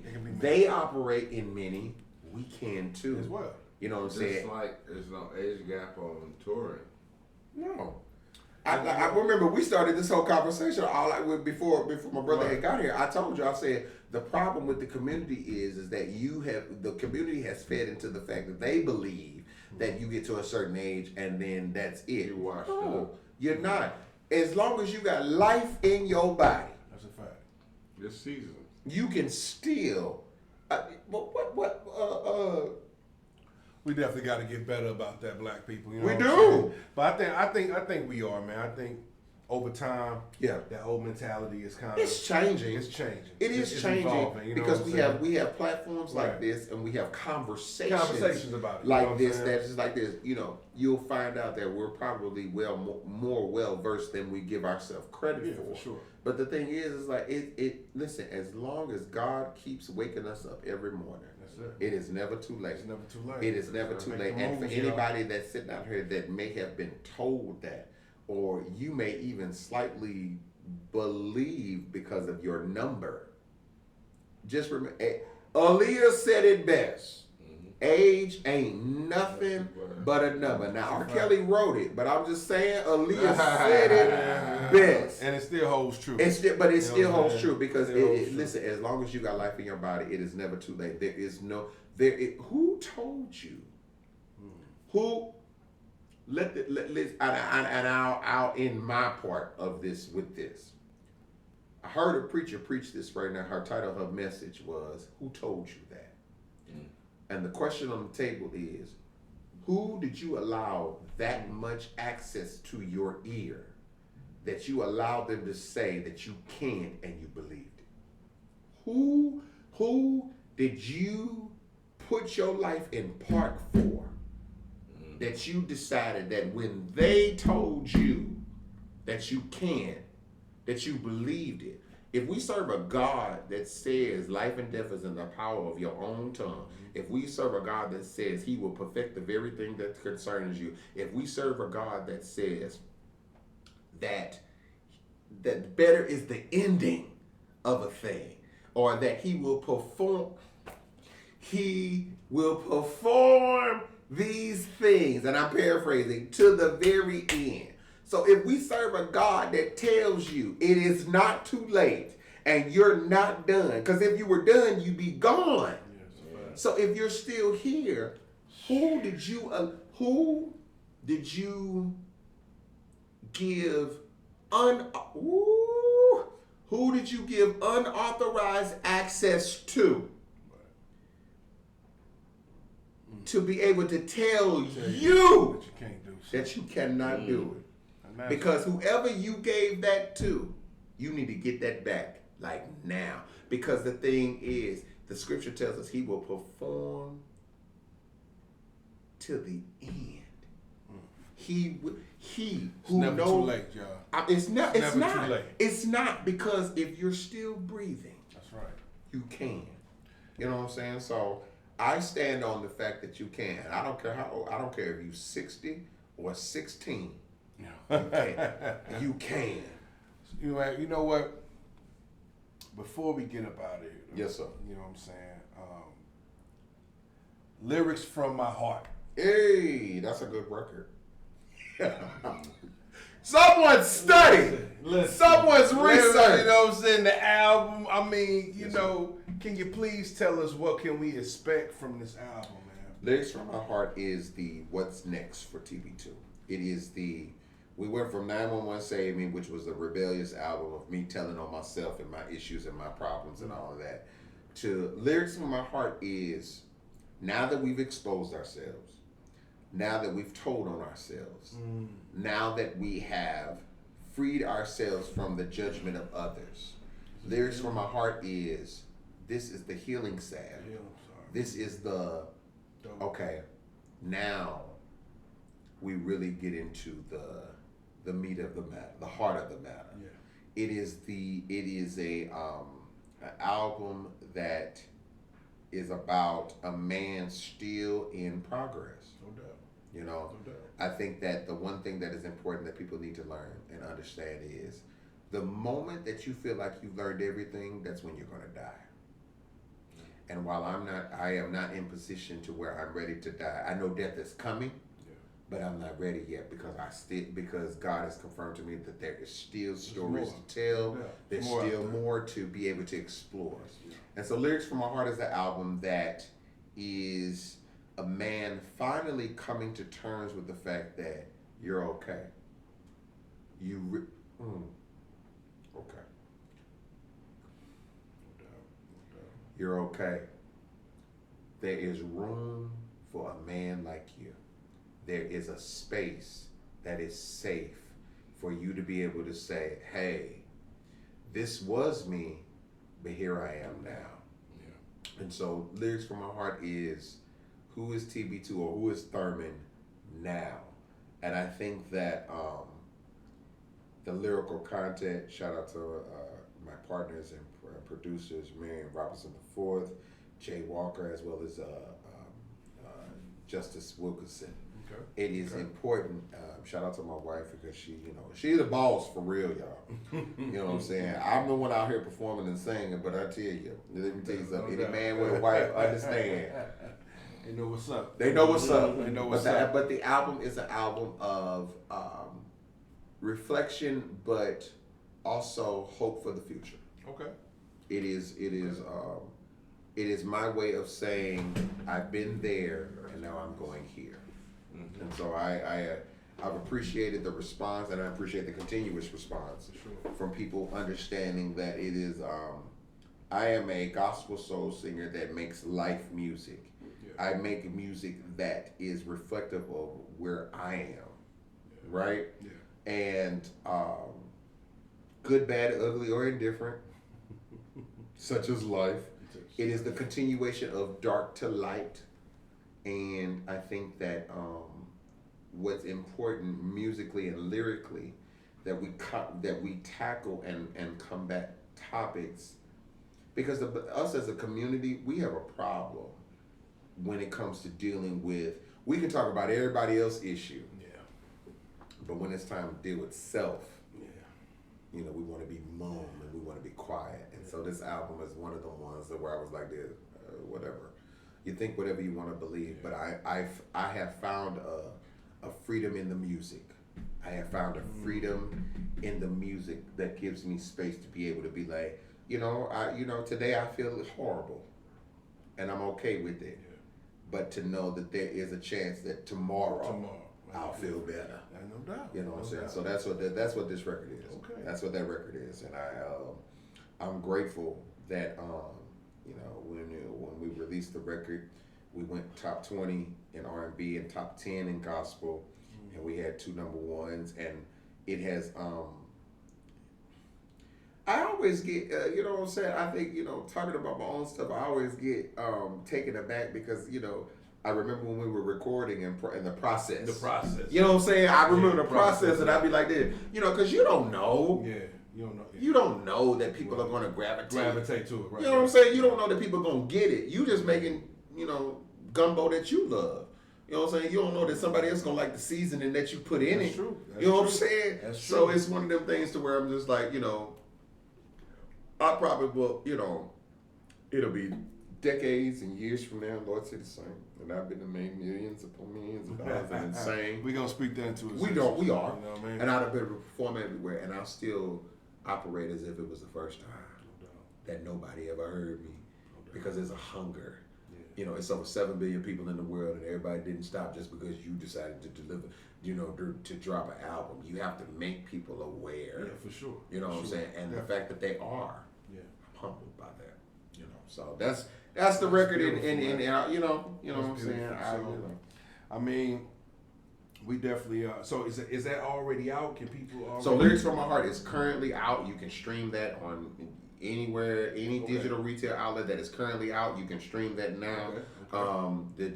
We have a I'm finna get y'all exclusives. Okay, that's fine. We have the Jazz EP that is what is that called? A Jazzy Afternoon. It will be coming out in 2024. We have slow cooked and taken our time with that and making sure that it is as authentic as possible. For sure. But with that, every entry of my catalog, my musical catalog, I take seriously. Because I never want to be known as the artist that just threw stuff out there just because it can, or just because in hopes that somebody. Everything is calculated. Everything is always planned in purpose. Take time. Yeah, because I think that's where artists mess up. Even platform, podcasts or whatever. I think people mess up by trying to rush something that they're really vested in. Mm-hmm. You know what I'm saying? And I think, because anything that is worth valuing takes time. Right. And so, Lyrics from My Heart is currently out now, as well as my first album, 911 Save Me, and my latest, I did a live EP that I dropped this year, just called Live from Nashville, which basically was a combination of older songs, but just in live form. But it is, they're out now and doing well, and it has afforded me the opportunity to be able to share my story in music form, and be able to... It's expression, you know what I'm saying? That's really all it is, man. Expression. It's just expression. And I think what's more humbling to me is that people want to hear. Yeah. 7 billion people in the world, and the fact that people stop what they're doing to check you out, That's powerful. That's you know what I'm saying? Sure. And it's something that don't have to be, you know what I'm saying? So I'm honored, you know what I'm saying? And I'm grateful for platforms like this that allow me to be able to share different transparent and raw stories that have been translated into music. Because that music was what brought me to the dance. For sure. You know what I'm saying? It's not necessarily what keeps me at the dance, but it brings me to it. And but it's what it's the content that keeps me there. So I'm grateful. And you know the fact that they still want to see the kid, because I think sometimes I've been like this. Bro, I think I'm done. I think I've said what needs to be said, and then a booking or a comment or a post or something comes through, and it's like because I'm like, you know when you're doing a thing, you don't necessarily know how impactful it'll be. And then when somebody that has no direct connection to you, that has no type of ties to you, that doesn't know you from anything outside of your music, and they either say something to you or post about you or share your post, and they make a statement letting you know that like this record right here, you know what I mean? Or this show right here. So when God allows you to be able to feel and see the impact, bless him, man. Somebody, he disappeared. I don't know where, you know. I guess he okay, man. Is you all right? Okay, we'll find out in a minute. But no. Well, I mean, definitely, man. I wanted to bring that to light, man. The lyrics from the heart. I wanted the people to know what can they expect from the album, man. So listen, man. Definitely everybody stream that album, get that album, download that album, Thank man. you. This is a very humble brother, aspiring gospel soul singer, man. And we here at Spit Your Game Talking Shit, we always gonna welcome you with open arms, dog. Straight up, bro. Thank you.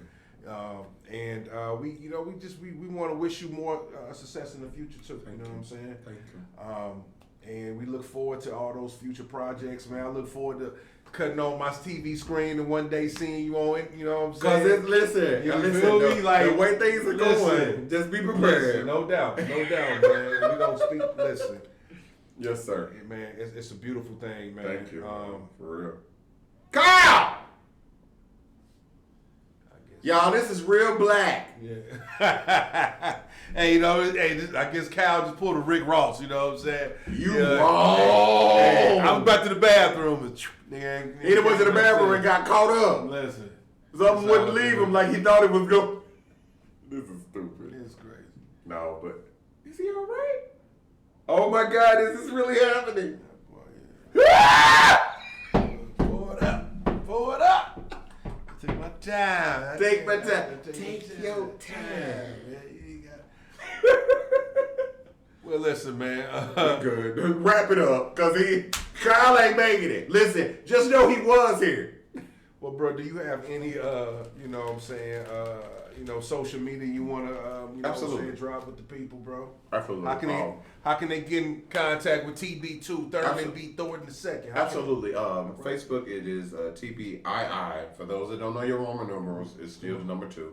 TB2. But Instagram is TB2_. Fresh start.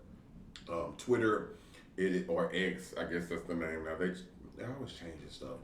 It's at, I swear I can't keep up. So it's at TBTII. Above anything else, make sure that if you want to really find me, it is www.unheardtv.com. Once again, www. Did he say woo? Unheard. www.unheardtv.com. We just dropped season 4 of our new season, Testimony Tuesday Radio, as well as That's My Jam, #live music mix is the shows that I'm specifically on. We have definitely been doing well. We're on Roku as well as Amazon Fire TV and Apple TV. Oh, so nice of you to join us again. If you're interested in booking me, tb2ministriesbookings@gmail.com. But of course, again, if you're following me on social media, you can get me there. But again, if Lyrics from Heart is an album, 911 Save Me is out, Live from Nashville. But above anything else, www.unheardtv.com. I promise you, there is an awareness within our community that is being broadcast, highlighted, and shined upon with our network. So www.unheardtv.com. Shout out to JP CEO, DJ Radar, and D Cannon Arts Apparel, who keeps me laced regularly. And I'm at the holler at DK, man. Hey, man, listen, DCannonArtsApparel.shop. I got you. DCannonArtsApparel.shop. even there are things there that you can order, but if you are interested in your own custom apparel, hit them up. That's the one. He got you right. So yeah, that's all I got right now. So far, so nice of you to return. You all right? Did you have to get the devil out? You know. I hate everything come out his mouth. And he got the devil out. Listen, got the devil out, man. Skittles. Yeah, man, it's fire, man. Listen, I've been eating too many of them. I got you. I'm gonna pay tomorrow. Me too, because I'm gonna pay for it. You know what I'm saying? But listen, man, we like I say, man, we're honored to have you on the platform, Thank bro. you. You're always welcome here. Anytime you want to promote something or if you got something going on, bro, this is always your platform to do so, man. Once again, Vinny Vito, spit your gang, talk your shit, bro. Live here with the man, the myth, the legend, Thurman B. Thornton II, baby. Yes, sir. Aspiring gospel singer, man, and you know what I'm saying, so much more, man. And so, if you're just joining, don't worry about it, guys. We're gonna get this edited and because we've covered a lot. We covered a lot. We This covered is a beautiful. lot. This is beautiful here. These might be all. Go ahead. Oh, the ghost has appeared, so now you got a last thing. Come on. Yeah, All right, what you got? I know, right? What's more valuable to you, power or money? Power, value, power, because power will always beget money. If you have power, you have money. But above it, and power is circumstantial, right? Power does not mean ruler. Power is a self thing. It starts within. When you recognize who you are, who made you who you are, and when you walk in that will always supersede $1. When you recognize who and what you are and who and what you belong to, that will always because dollar amounts change. That's a fact. But power remains the same. Power, man. You'll remember power and forget money. What was that? What they say on Barbershop? Remember that movie Barbershop? The old boy was such an entertainer was talking to Ice Cube, and he was like, "Your father never was a rich man, but he was rich in people." You know what I'm saying? And that's more powerful than anything. When you have, thank you, Lord, influence. It's a fact. When you are able to speak and people stop and listen, that will always be more powerful than any dollar that you can pay. Because they'll make the statement, and it's true, they'll make the statement, is that money talks and people walk. However, when you can speak without $1 and people adhere to what you say, you've won. When you get the people, you've won. So if I had to choose between power and money, power, because power equates to money. And on that note, y'all, That's it. you don't get no better than that, baby. You're not thinking no more. Go ahead, man. Take them home, man. That's the least we can do, man. Gave us a bomb-ass interview. Spit your gang, talk your shit. Vinny Vito, Chef TB2, baby. Thank you. Get it.